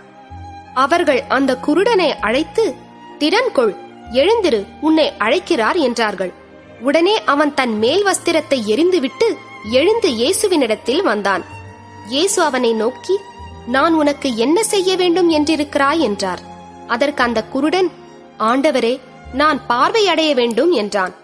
இயேசு அவனை நோக்கி, நீ போகலாம், உன் விசுவாசம் உன்னை ரட்சித்தது என்றார். உடனே அவன் பார்வையடைந்து வழியிலே இயேசுவுக்கு பின் சென்றான். 11ஆம் அதிகாரம். அவர்கள் எருசலேமுக்கு சமீபமாய் சேர்ந்து ஒலிவமலைக்கு அருகான பெத்பகே பெத்தானியா என்னும் ஊர்களுக்கு வந்தபோது, அவர் தம்முடைய சீஷரில் 2 பேரை நோக்கி, உங்களுக்கு எதிரே இருக்கிற கிராமத்துக்கு போங்கள். அதில் பிரவேசித்த உடனே மனுஷர் ஒருவரும் ஒரு காலும் ஏறியிராத ஒரு கழுதைக்குட்டி கட்டியிருக்க காண்பீர்கள். அதை அவிழ்த்து கொண்டு வாருங்கள். ஏன் இப்படி செய்கிறீர்கள் என்று ஒருவன் உங்களிடத்தில் கேட்டால், இது ஆண்டவருக்கு வேண்டும் என்று சொல்லுங்கள். உடனே அதை இவ்விடத்திற்கு அனுப்பிவிடுவான் என்று சொல்லி அவர்களை அனுப்பினார். அவர்கள் போய் வெளியே இருவழிச் சந்தியில் ஒரு வாசலருகே கட்டியிருந்த அந்த குட்டியை கண்டு அதை அவிழ்த்தார்கள். அப்பொழுது அங்கே நின்றவர்களில் சிலர், நீங்கள் குட்டியை அவிழ்க்கிறது என்னவென்றார்கள். இயேசு கற்பித்தபடியே அவர்களுக்கு உத்தரவு சொன்னார்கள். அப்பொழுது அவர்களை போகவிட்டார்கள். அவர்கள் அந்த குட்டியை இயேசுவினிடத்தில் கொண்டு வந்து அதின் மேல் தங்கள் வஸ்திரங்களை போட்டார்கள். அவர் அதின் மேல் ஏறிப்போனார். அநேகர் தங்கள் வஸ்திரங்களை வழியிலே விரித்தார்கள். வேறு சிலர் மரக்கிளைகளை தரித்து வழியிலே பரப்பினார்கள். முன் நடப்பாரும் பின் நடப்பாரும், ஓசன்னா, கர்த்தரின் நாமத்தினாலே வருகிறவர் ஸ்தோத்திரிக்கப்பட்டவர், கர்த்தரின் நாமத்தினாலே வருகிற நம்முடைய பிதாவாகிய தாவீதின் ராஜ்யம் ஆசீர்வதிக்கப்படுவதாக, உன்னதத்திலே ஓசன்னா என்று சொல்லி ஆர்ப்பரித்தார்கள். அப்பொழுது இயேசு எருசலேமுக்கு வந்து தேவாலயத்தில் பிரவேசித்து எல்லாவற்றையும் சுற்றி பார்த்து சாயங்காலமான போது 12 கூட பெத்தானியாவுக்கு போனார். மறுநாளிலே அவர்கள் பெத்தானியாவில் இருந்து புறப்பட்டு வருகையில் அவருக்கு பசி உண்டாயிற்று. அப்பொழுது இலைகளுள்ள ஒரு அத்திமரத்தை தூரத்திலே கண்டு அதில் ஏதாகிலும் அகப்படுமோ என்று பார்க்க வந்தார். அத்திப்பழ காலமாயிராதபடியால் அவர் அதனிடத்தில் வந்தபோது அதில் இலைகளை அல்லாமல் வேறொன்றையும் காணவில்லை. அப்பொழுது இயேசு அதை பார்த்து, இது முதல் ஒரு காலும் ஒருவனும் உன்னிடத்தில் கனியை புசியாதிருக்க கடவன் என்றார். அதை அவருடைய சீஷர்கள் கேட்டார்கள். அவர்கள் எருசலேமுக்கு வந்தார்கள். இயேசு தேவாலயத்தில் பிரவேசித்து ஆலயத்தில் விற்கிறவர்களையும் கொள்ளுகிறவர்களையும் துரத்திவிட்டு காசுக்காரருடைய பலகைகளையும் புறா விற்கிறவர்களுடைய ஆசனங்களையும் கவிழ்த்து ஒருவனும் தேவாலயத்தின் வழியாக யாதொரு பண்டத்தையும் கொண்டு போக விடாமல், என்னுடைய வீடு எல்லா ஜனங்களுக்கும் ஜெப வீடு எண்ணப்படும் என்று எழுதியிருக்கவில்லையா? நீங்களோ அதை கள்ளர் குகையாக்கினீர்கள் என்று அவர்களுக்கு சொல்லி உபதேசித்தார். அதை வேதபாரகரும் பிரதான ஆசாரியரும் கேட்டு அவரை கொலை செய்ய வகை தேடினார்கள். ஆகிலும் ஜனங்கள் எல்லாரும் அவருடைய உபதேசத்தை குறித்து ஆச்சரியப்பட்டபடியினாலே அவருக்கு பயந்திருந்தார்கள். சாயங்காலமான போது அவர் நகரத்திலிருந்து புறப்பட்டு போனார். மறுநாள் காலையிலே அவர்கள் அவ்வழியாய் போகும்போது அந்த அத்திமரம் வேரோடே பட்டுப் போயிருக்கிறதை கண்டார்கள். பேதுரு நினைவு கூர்ந்து அவரை நோக்கி, ரபி, இதோ நீர் சபித்த அத்திமரம் பட்டுப் போயிற்று என்றான். இயேசு அவர்களை நோக்கி, தேவனிடத்தில் விசுவாசம் உள்ளவர்களாயிருங்கள். எவனாகிலும் இந்த மலையை பார்த்து, நீ பெயர்ந்து சமுத்திரத்திலே தள்ளுண்டு போ என்று சொல்லி தான் சொன்னபடியே நடக்கும் என்று தன் இருதயத்தில் சந்தேகப்படாமல் விசுவாசித்தால் அவன் சொன்னபடியே ஆகும் என்று மெய்யாகவே உங்களுக்கு சொல்லுகிறேன். ஆதலால் நீங்கள் ஜெபம் பண்ணும் போது எவைகளை கேட்டுக்கொள்வீர்களோ அவைகளை பெற்றுக்கொள்வோம் என்று விசுவாசியுங்கள். அப்பொழுது அவைகள் உங்களுக்கு உண்டாகும் என்று சொல்லுகிறேன். நீங்கள் நின்று ஜெபம் பண்ணும் போது ஒருவன் பேரில் உங்களுக்கு யாதொரு குறை உண்டாயிருக்குமானால் பரலோகத்தில் இருக்கிற உங்கள் பிதா உங்கள் தப்பிதங்களை உங்களுக்கு மன்னிக்கும்படி அந்த குறையை அவனுக்கு மன்னியுங்கள். நீங்கள் மன்னியாதிருப்பீர்களானால் பரலோகத்தில் இருக்கிற உங்கள் பிதாவும் உங்கள் தப்பிதங்களை மன்னியாதிருப்பார் என்றார். அவர்கள் மறுபடியும் எருசலேமுக்கு வந்தார்கள். அவர் தேவாலயத்தில் உலாவிக் கொண்டிருக்கையில் பிரதான ஆசாரியரும் வேதபாரகரும் மூப்பரும் அவரிடத்தில் வந்து, நீர் எந்த அதிகாரத்தினால் இவைகளைச் செய்கிறீர்? இவைகளைச் செய்கிறதற்கு அதிகாரத்தை உமக்கு கொடுத்தவர் யார் என்று கேட்டார்கள். இயேசு பிரதியுத்தரமாக, நானும் உங்களிடத்தில் ஒரு காரியத்தை கேட்கிறேன், நீங்கள் எனக்கு உத்தரவு சொல்லுங்கள். அப்பொழுது நானும் இன்ன அதிகாரத்தினாலே இவைகளைச் செய்கிறேன் என்று உங்களுக்கு சொல்லுவேன். யோவான் கொடுத்த ஸ்நானம் தேவனால் உண்டாயிற்றோ மனுஷரால் உண்டாயிற்றோ? எனக்கு உத்தரவு சொல்லுங்கள் என்றார். அதற்கு அவர்கள், தேவனால் உண்டாயிற்றென்று சொல்வோமானால் பின்ன ஏன் அவனை விசுவாசிக்கவில்லை என்று கேட்பார். மனுஷரால் உண்டாயிற்றென்று சொல்வோமானால் ஜனங்களுக்கு பயப்பட வேண்டியதாயிருக்கும். எல்லாரும் யோவானை மெய்யாக தீர்க்கதரிசி என்று எண்ணுகிறார்களே என்று தங்களுக்குள்ளே ஆலோசனை பண்ணி இயேசுவுக்கு பிரதியுத்தரமாக, எங்களுக்கு தெரியாது என்றார்கள். அப்பொழுது இயேசு, நானும் இன்ன அதிகாரத்தினாலே இவைகளைச் செய்கிறேன் என்று உங்களுக்கு சொல்லேன் என்றார். 12ஆம் அதிகாரம். பின்பு அவர் உவமைகளாய் அவர்களுக்கு சொல்லத் தொடங்கினதாவது, ஒரு மனுஷன் ஒரு திராட்சத் தோட்டத்தை உண்டாக்கி அதைச் சுற்றிலும் வேலி அடைத்து ரசத்தொட்டியை உண்டு பண்ணி கோபுரத்தையும் கட்டி தோட்டக்காரருக்கு அதை குத்தகையாக விட்டு புறத்தேசத்துக்கு போயிருந்தான். தோட்டக்காரரிடத்தில் திராட்சத் தோட்டத்து கனிகளில் தன் பாகத்தை வாங்கிக் கொண்டு வரும்படி பருவ காலத்திலே அவர்களிடத்தில் ஒரு ஊழியக்காரனை அனுப்பினான். அவர்கள் அவனை பிடித்து அடித்து வெறுமையாய் அனுப்பிவிட்டார்கள். பின்பு வேறொரு ஊழியக்காரனை அவர்களிடத்தில் அனுப்பினான். அவர்கள் அவன் மேல் கல்லெறிந்து தலையிலே காயப்படுத்தி அவமானப்படுத்தி அனுப்பிவிட்டார்கள். மறுபடியும் வேறொருவனை அனுப்பினான். அவனை அவர்கள் கொலை செய்தார்கள். வேறு அநேகரையும் அனுப்பினான். அவர்களில் சிலரை அடித்து சிலரை கொன்று போட்டார்கள். அவனுக்கு பிரியமான ஒரே குமாரன் இருந்தான். என் குமாரனுக்கு அஞ்சுவார்கள் என்று சொல்லி அவனையும் கடைசியிலே அவர்களிடத்தில் அனுப்பினான். தோட்டக்காரரோ, இவன் சுதந்திரவாளி, இவனை கொலை செய்வோம் வாருங்கள், அப்பொழுது சுதந்திரம் நம்முடையதாகும் என்று ஒருவரோடொருவர் சொல்லிக் கொண்டு அவனை பிடித்து கொலை செய்து திராட்சத் தோட்டத்துக்கு புறம்பே போட்டு விட்டார்கள். அப்படி இருக்க திராட்சத் தோட்டத்துக்கு எஜமான் என்ன செய்வான்? அவன் வந்து அந்த தோட்டக்காரரை சங்கரித்து திராட்சத் தோட்டத்தை மற்றவர்களுக்கு ஒப்பு கொடுப்பான் அல்லவா? வீடு கட்டுகிறவர்கள் ஆகாதென்று தள்ளின கல்லே மூலைக்கு தலைக்கல்லாயிற்று. அது கர்த்தராலே ஆயிற்று. அது நம்முடைய கண்களுக்கு ஆச்சரியமாய் இருக்கிறது என்று எழுதியிருக்கிற வாக்கியத்தை நீங்கள் வாசிக்கவில்லையா என்றார். இந்த உவமையை தங்களை குறித்து சொன்னார் என்று அவர்கள் அறிந்து அவரை பிடிக்க வகை தேடினார்கள். ஆனாலும் ஜனத்துக்கு பயந்து அவரை விட்டு போய்விட்டார்கள். அவர்கள் பேச்சிலே அவரை அகப்படுத்தும்படிக்கு பரிசேயரிலும் ஏரோதியரிலும் சிலரை அவரிடத்தில் அனுப்பினார்கள். அவர்கள் வந்து, போதகரே, நீர் சத்தியமுள்ளவர் என்றும் எவனை குறித்தும் உமக்கு கவை இல்லை என்றும் அறிந்திருக்கிறோம். நீர் முகதாட்சணியம் இல்லாதவராய் தேவனுடைய மார்க்கத்தை சத்தியமாய் போதிக்கிறீர். ராயனுக்கு வரி கொடுக்கிறது நியாயமோ அல்லவோ? நாம் கொடுக்கலாமோ கொடுக்க கூடாதோ என்று கேட்டார்கள். அவர்களுடைய மாயத்தை அவர் அறிந்து, நீங்கள் என்னை ஏன் சோதிக்கிறீர்கள்? நான் பார்க்கும்படிக்கு ஒரு பணத்தை என்னிடத்தில் கொண்டு வாருங்கள் என்றார். அவர்கள் அதை கொண்டு வந்தார்கள். அப்பொழுது அவர், இந்த சுரூபமும் மேலெழுத்தும் யாருடையது என்று கேட்டார். ராயனுடையது என்றார்கள். அதற்கு இயேசு, ராயனுடையதை ராயனுக்கும் தேவனுடையதை தேவனுக்கும் செலுத்துங்கள் என்றார். அவர்கள் அவரை குறித்து ஆச்சரியப்பட்டார்கள். உயிர்த்தெழுதல் இல்லை என்று சாதிக்கிற சதுசேயர் அவரிடத்தில் வந்து, போதகரே, ஒருவனுடைய சகோதரன் சந்தானமில்லாமல் தன் மனைவியை விட்டு இறந்து போனால் அவனுடைய சகோதரன் அவன் மனைவியை விவாகம் பண்ணி தன் சகோதரனுக்கு சந்தானம் உண்டாக்க வேண்டும் என்று மோசே எங்களுக்கு எழுதி வைத்திருக்கிறாரே. இப்படி இருக்க 7 பேர் சகோதரர் இருந்தார்கள். மூத்தவன் ஒரு பெண்ணை விவாகம் பண்ணி சந்தானமில்லாமல் இறந்து போனான். 2ஆம் சகோதரன் அவளை விவாகம் பண்ணி அவனும் சந்தானமில்லாமல் இறந்து போனான். 3ஆம் சகோதரனும் அப்படியே ஆனான். 7 பேரும் அவளை விவாகம் பண்ணி சந்தானமில்லாமல் இறந்து போனார்கள். எல்லாருக்கும் பின்பு அந்த ஸ்திரீயும் இறந்து போனாள். ஆகையால் உயிர்த்தெழுதலில் அவர்கள் எழுந்திருக்கும் போது அவர்களில் எவனுக்கு அவள் மனைவியாயிருப்பாள்? 7 பேரும் அவளை மனைவியாக கொண்டிருந்தார்களே என்று கேட்டார்கள்.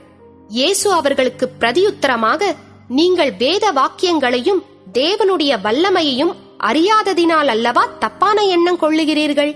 மரித்தோர் உயிரோடு எழுந்திருக்கும் போது கொள்வனையும் கொடுப்பனையும் இல்லை.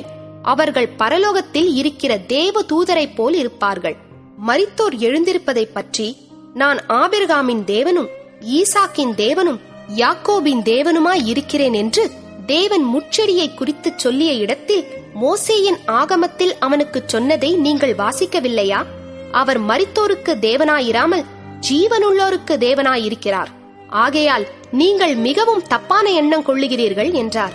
வேதபாரகரில் ஒருவன் அவர்கள் தர்க்கம் பண்ணுகிறதை கேட்டு அவர்களுக்கு நன்றாய் உத்தரவு சொன்னார் என்று அறிந்து அவரிடத்தில் வந்து, கற்பனைகளில் எல்லாம் பிரதான கற்பனை எதுவென்று கேட்டான்.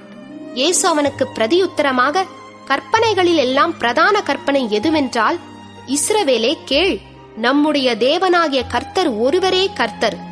உன் தேவனாகிய கர்த்தரிடத்தில் உன் முழு இருதயத்தோடும் உன் முழு ஆத்துமாவோடும் உன் முழு மனதோடும் உன் முழு பலத்தோடும் அன்பு கூறுவாயாக என்பதே பிரதான கற்பனை.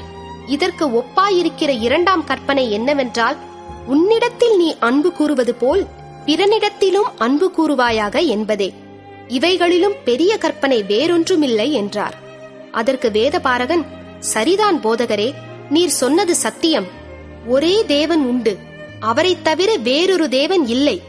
முழு இருதயத்தோடும் முழு மனதோடும் முழு ஆத்துமாவோடும் முழு பலத்தோடும் அவரிடத்தில் அன்பு கூறுகிறதும் தன்னிடத்தில் அன்பு கூறுகிறது போல் பிறனிடத்தில் அன்பு கூறுகிறதுமே சர்வாங்க தகனம் முதலிய பலிகளை பார்க்கிலும் முக்கியமாயிருக்கிறது என்றான்.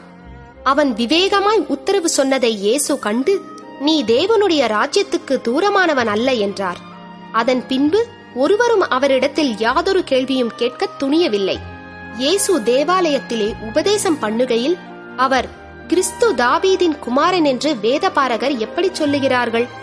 நான் உம்முடைய சத்துருக்களை உமக்கு பாதபடியாக்கி போடும் வரைக்கும் நீர் என்னுடைய வலது பாரிசத்தில் உட்காரும் என்று கர்த்தர் என் ஆண்டவரோடே சொன்னார் என்று தாவீது பரிசுத்த ஆவியினாலே சொல்லியிருக்கிறானே. தாவீது தானே அவரை ஆண்டவர் என்று சொல்லியிருக்க அவனுக்கு அவர் குமாரனாயிருப்பது எப்படி என்றார். அநேக ஜனங்கள் அவருடைய உபதேசத்தை விருப்பத்தோடே கேட்டார்கள். பின்னும் அவர் உபதேசம் பண்ணுகையில் அவர்களை நோக்கி, நீண்ட அங்கிகளை தரித்துக் கொண்டு திரியவும், சந்தை வெளிகளில் வந்தனங்களை அடையவும், ஜெப ஆலயங்களில் முதன்மையான ஆசனங்களில் உட்காரவும், விருந்துகளில் முதன்மையான இடங்களில் இருக்கவும் விரும்பி, விதவைகளின் வீடுகளை பட்சித்து பார்வைக்கு நீண்ட ஜெபம் பண்ணுகிற வேதபாரகரை குறித்து எச்சரிக்கையாயிருங்கள், அவர்கள் அதிக ஆக்கினையை அடைவார்கள் என்றார். இயேசு காணிக்கை பெட்டிக்கு எதிராக உட்கார்ந்து ஜனங்கள் காணிக்கை பெட்டியில் பணம் போடுகிறதை பார்த்து கொண்டிருந்தார். ஐஸ்வர்யமான்கள் அநேகர் அதிகமாய் போட்டார்கள். ஏழையான ஒரு விதவையும் வந்து ஒரு துட்டுக்கு சரியான 2 காசை போட்டாள். அப்பொழுது அவர் தம்முடைய சீஷரை அழைத்து, காணிக்கை பெட்டியில் பணம் போட்ட மற்றெல்லாரை பார்க்கிலும் இந்த ஏழை விதவை அதிகமாய் போட்டாள் என்று மெய்யாகவே உங்களுக்கு சொல்லுகிறேன். அவர்கள் எல்லாரும் தங்கள் பரிபூரணத்திலிருந்து எடுத்து போட்டார்கள், இவளோ தன் வறுமையிலிருந்து தன் ஜீவனத்துக்கு உண்டாயிருந்ததெல்லாம் போட்டுவிட்டாள் என்றார். 13ஆம் அதிகாரம். அவர் தேவாலயத்தை விட்டு புறப்படும் போது அவருடைய சீஷர்களில் ஒருவன் அவரை நோக்கி, போதகரே, இதோ இந்த கல்லுகள் எப்படிப்பட்டது, இந்த கட்டடங்கள் எப்படிப்பட்டது பாரும் என்றான். இயேசு அவனுக்கு பிரதியுத்தரமாக, இந்த பெரிய கட்டடங்களை காண்கிறாயே, ஒரு கல்லின் மேல் ஒரு கல் இராதபடிக்கு எல்லாம் இடிக்கப்பட்டு போகும் என்றார். பின்பு அவர் தேவாலயத்துக்கு எதிராக ஒலிவ மலையின் மேல் உட்கார்ந்திருக்கையில் பேதுருவும் யாக்கோபும் யோவானும் அந்திரேயாவும் அவரிடத்தில் தனித்து வந்து, இவைகள் எப்பொழுது சம்பவிக்கும்? இவைகள் எல்லாம் நிறைவேறும் காலத்துக்கு அடையாளம் என்ன? எங்களுக்கு சொல்ல வேண்டும் என்றார்கள். இயேசு அவர்களுக்கு பிரதியுத்தரமாக, ஒருவனும் உங்களை வஞ்சியாத படிக்கு எச்சரிக்கையாயிருங்கள். ஏனெனில் அநேகர் வந்து என் நாமத்தை கொண்டு நானே கிறிஸ்து என்று சொல்லி அநேகரை வஞ்சிப்பார்கள். யுத்தங்களையும் யுத்தங்களின் செய்திகளையும் கேள்விப்படும் போது கலங்காதேயுங்கள். இவைகள் சம்பவிக்க வேண்டியதே, ஆனாலும் முடிவு உடனே வராது. ஜனத்துக்கு விரோதமாய் ஜனமும் ராஜ்யத்துக்கு விரோதமாய் ராஜ்யமும் எழும்பும். பூமி அதிர்ச்சிகளும் பல இடங்களில் உண்டாகும், பஞ்சங்களும் கலகங்களும் உண்டாகும். இவைகள் வேதனைகளுக்கு ஆரம்பம். நீங்களோ எச்சரிக்கையாயிருங்கள், ஏனெனில் உங்களை ஆலோசனை சங்கங்களுக்கு ஒப்புக் கொடுப்பார்கள். நீங்கள் ஜெப ஆலயங்களில் அடிக்கப்படுவீர்கள். என் நிமித்தம் தேசாதிபதிகளுக்கும் ராஜாக்களுக்கும் சாட்சியாக அவர்களுக்கு முன்பாக நிறுத்தப்படுவீர்கள். சகல ஜாதிகளுக்கும் சுவிசேஷம் முந்தி பிரசங்கிக்கப்பட வேண்டும். அவர்கள் உங்களை கொண்டு போய் ஒப்புக் கொடுக்கும் போது நீங்கள் என்ன பேசுவோம் என்று முன்னதாக கவலைப்படாமலும் சிந்தியாமலும் இருங்கள். அந்நாழிகையிலே உங்களுக்கு எது அருள் செய்யப்படுமோ அதையே பேசுங்கள். ஏனெனில் பேசுகிறவர்கள் நீங்கள் அல்ல, பரிசுத்த ஆவியே பேசுகிறவர். அன்றியும் சகோதரன் சகோதரனையும் தகப்பன் பிள்ளையையும் மரணத்துக்கு ஒப்பு கொடுப்பார்கள். பெற்றாருக்கு விரோதமாக பிள்ளைகள் எழும்பி அவர்களை கொலை செய்வார்கள். என் நாமத்து நிமித்தம் எல்லாராலும் பகைக்கப்படுவீர்கள். முடிவு பரியந்தம் நிலை நிற்பவனே ரட்சிக்கப்படுவான். மேலும் பாழாக்குகிற அருவருப்பை குறித்து தானியேல் தீர்க்கதரிசி சொல்லியிருக்கிறானே, வாசிக்கிறவன் சிந்திக்க கடவன். அது நிற்கத்தகாத இடத்திலே நீங்கள் அதை நிற்க காணும்போது யூதேயாவில் இருக்கிறவர்கள் மலைகளுக்கு ஓடிப்போக கடவர்கள். வீட்டின் மேல் இருக்கிறவன் தன் வீட்டுக்குள் இறங்காமலும் தன் வீட்டில் எதையாகினும் எடுத்துக்கொள்ள உள்ளே போகாமலும் இருக்க கடவன். வயலில் இருக்கிறவன் தன் வஸ்திரத்தை எடுப்பதற்கு பின்னிட்டு திரும்பாதிருக்க கடவன். அந்நாட்களிலே கர்ப்பவதிகளுக்கும் பால் கொடுக்கிறவர்களுக்கும் ஐயோ! நீங்கள் ஓடிப்போவது மாரிகாலத்திலே சம்பவியாதபடிக்கு வேண்டிக் கொள்ளுங்கள். ஏனெனில் தேவன் உலகத்தை சிருஷ்டித்தது முதல் இதுவரைக்கும் சம்பவித்திராததும் இனிமேலும் சம்பவியாததுமான உபத்திரவம் அந்நாட்களில் உண்டாயிருக்கும். கர்த்தர் அந்நாட்களை குறைத்திராவிட்டால் ஒருவனாகிலும் தப்பிப்போவதில்லை. தாம் தெரிந்து கொண்டவர்களின் நிமித்தமோ அவர் அந்த நாட்களை குறைத்திருக்கிறார். அப்பொழுது இதோ கிறிஸ்து இங்கே இருக்கிறார், அதோ அங்கே இருக்கிறார் என்று எவனாகிலும் சொன்னால் நம்பாதேயுங்கள். ஏனெனில் கள்ள கிறிஸ்துக்களும் கள்ள தீர்க்கதரிசிகளும் எழும்பி கூடுமானால் தெரிந்து கொள்ளப்பட்டவர்களையும் வஞ்சிக்கத்தக்கதாக அடையாளங்களையும் அற்புதங்களையும் செய்வார்கள். நீங்களோ எச்சரிக்கையாயிருங்கள். இதோ எல்லாவற்றையும் முன்னதாக உங்களுக்கு அறிவித்திருக்கிறேன். அந்நாட்களிலே அந்த உபத்திரவத்திற்கு பின்பு சூரியன் அந்தகாரப்படும், சந்திரன் ஒளியை கொடாதிருக்கும், வானத்தின் நட்சத்திரங்கள் விழும், வானங்களிலுள்ள சத்துவங்களும் அசைக்கப்படும். அப்பொழுது மனுஷகுமாரன் மிகுந்த வல்லமையோடும் மகிமையோடும் மேகங்களின் மேல் வருகிறதை காண்பார்கள். அப்பொழுது அவர் தம்முடைய தூதரை அனுப்பி தாம் தெரிந்து கொண்டவர்களை பூமியின் கடைமுனை முதற்கொண்டு வானத்தின் கடைமுனை மட்டுமுள்ள 4 திசைகளிலுமிருந்து கூட்டிச் சேர்ப்பார். அத்திமரத்தினால் ஒரு உவமையை கற்றுக்கொள்ளுங்கள். அதிலே இளங்கிளை தோன்றி துளிர் விடும்போது வசந்த காலம் சமீபமாயிற்று என்று அறிவீர்கள். அப்படியே இவைகள் சம்பவிக்கிறதை நீங்கள் காணும்போது அவர் சமீபமாய் வாசலருகே வந்திருக்கிறார் என்று அறியுங்கள். இவைகளெல்லாம் சம்பவிக்கும் முன்னே இந்த சந்ததி ஒழிந்து போகாதென்று மெய்யாகவே உங்களுக்கு சொல்லுகிறேன். வானமும் பூமியும் ஒழிந்து போம், என் வார்த்தைகளோ ஒழிந்து போவதில்லை. அந்த நாளையும் அந்த நாழிகையையும் பிதா ஒருவர் தவிர மற்றொருவனும் அறியான். பரலோகத்தில் உள்ள தூதர்களும் அறியார்கள், குமாரனும் அறியார். அக்காலத்தை நீங்கள் அறியாதபடியால் எச்சரிக்கையாயிருங்கள், விழித்திருந்து ஜெபம் பண்ணுங்கள்.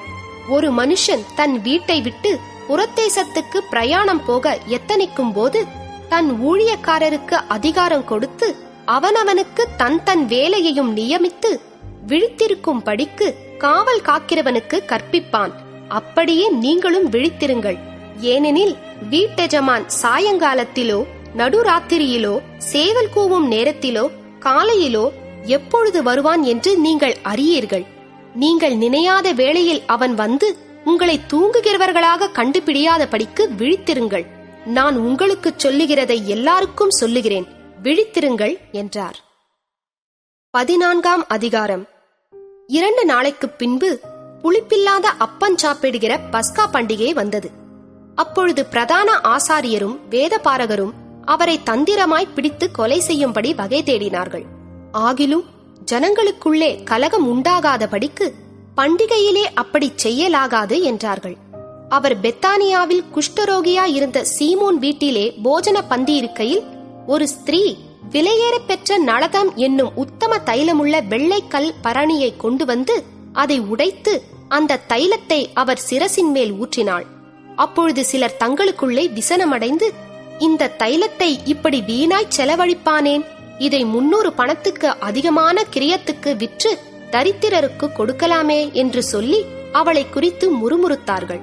இயேசு அவர்களை நோக்கி, அவளை விட்டுவிடுங்கள், ஏன் அவளை தொந்தரவு படுத்துகிறீர்கள்? என்னிடத்தில் நற்கிரியையை செய்திருக்கிறாள். தரித்திரர் எப்போதும் உங்களிடத்தில் இருக்கிறார்கள். உங்களுக்கு மனதுண்டாகும் போதெல்லாம் நீங்கள் அவர்களுக்கு நன்மை செய்யலாம். நானோ எப்போதும் உங்களிடத்தில் இரேன். இவள் தன்னால் இயன்றதை செய்தாள். நான் அடக்கம் பண்ணப்படுவதற்கு எத்தனமாக என் சரீரத்தில் தைலம் பூச முந்திக் கொண்டாள். இந்த சுவிசேஷம் உலகத்தில் எங்கெங்கே பிரசங்கிக்கப்படுமோ அங்கங்கே இவளை நினைப்பதற்காக இவள் செய்ததும் சொல்லப்படும் என்று மெய்யாகவே உங்களுக்கு சொல்லுகிறேன் என்றார். அப்பொழுது 12 ஒருவனாகிய யூதாஸ் காரியோத்து என்பவன் அவரை பிரதான ஆசாரியருக்கு காட்டிக் கொடுக்கும்படி அவர்களிடத்திற்கு போனான். அவர்கள் அதை கேட்டு சந்தோஷப்பட்டு அவனுக்கு பணம் கொடுப்போம் என்று வாக்குத்தத்தம் பண்ணினார்கள். அவன் அவரை காட்டிக் கொடுப்பதற்கு தகுந்த சமயம் பார்த்து கொண்டிருந்தான். பஸ்காவை பலியிடும் நாளாகிய புளிப்பில்லாத அப்பம் சாப்பிடுகிற முதலாம் நாளிலே அவருடைய சீஷர்கள் அவரிடத்தில் வந்து, நீர் பஸ்காவை புசிப்பதற்கு நாங்கள் எங்கே போய் ஆயத்தம் பண்ண சித்தமாயிருக்கிறீர் என்று கேட்டார்கள். அவர் தம்முடைய சீஷரில் 2 பேரை நோக்கி, நீங்கள் நகரத்திற்குள்ளே போங்கள், அங்கே தண்ணீர் குடம் சுமந்து வருகிற ஒரு மனுஷன் உங்களுக்கு எதிர்படுவான், அவன் பின்னே போங்கள். அவன் எந்த வீட்டிற்குள் பிரவேசிக்கிறானோ அந்த வீட்டு எஜமானை நீங்கள் நோக்கி, நான் என் சீஷரோடு கூட பஸ்காவை புசிக்கிறதற்கு தகுதியான இடம் எங்கே என்று போதகர் கேட்கிறார் என்று சொல்லுங்கள்.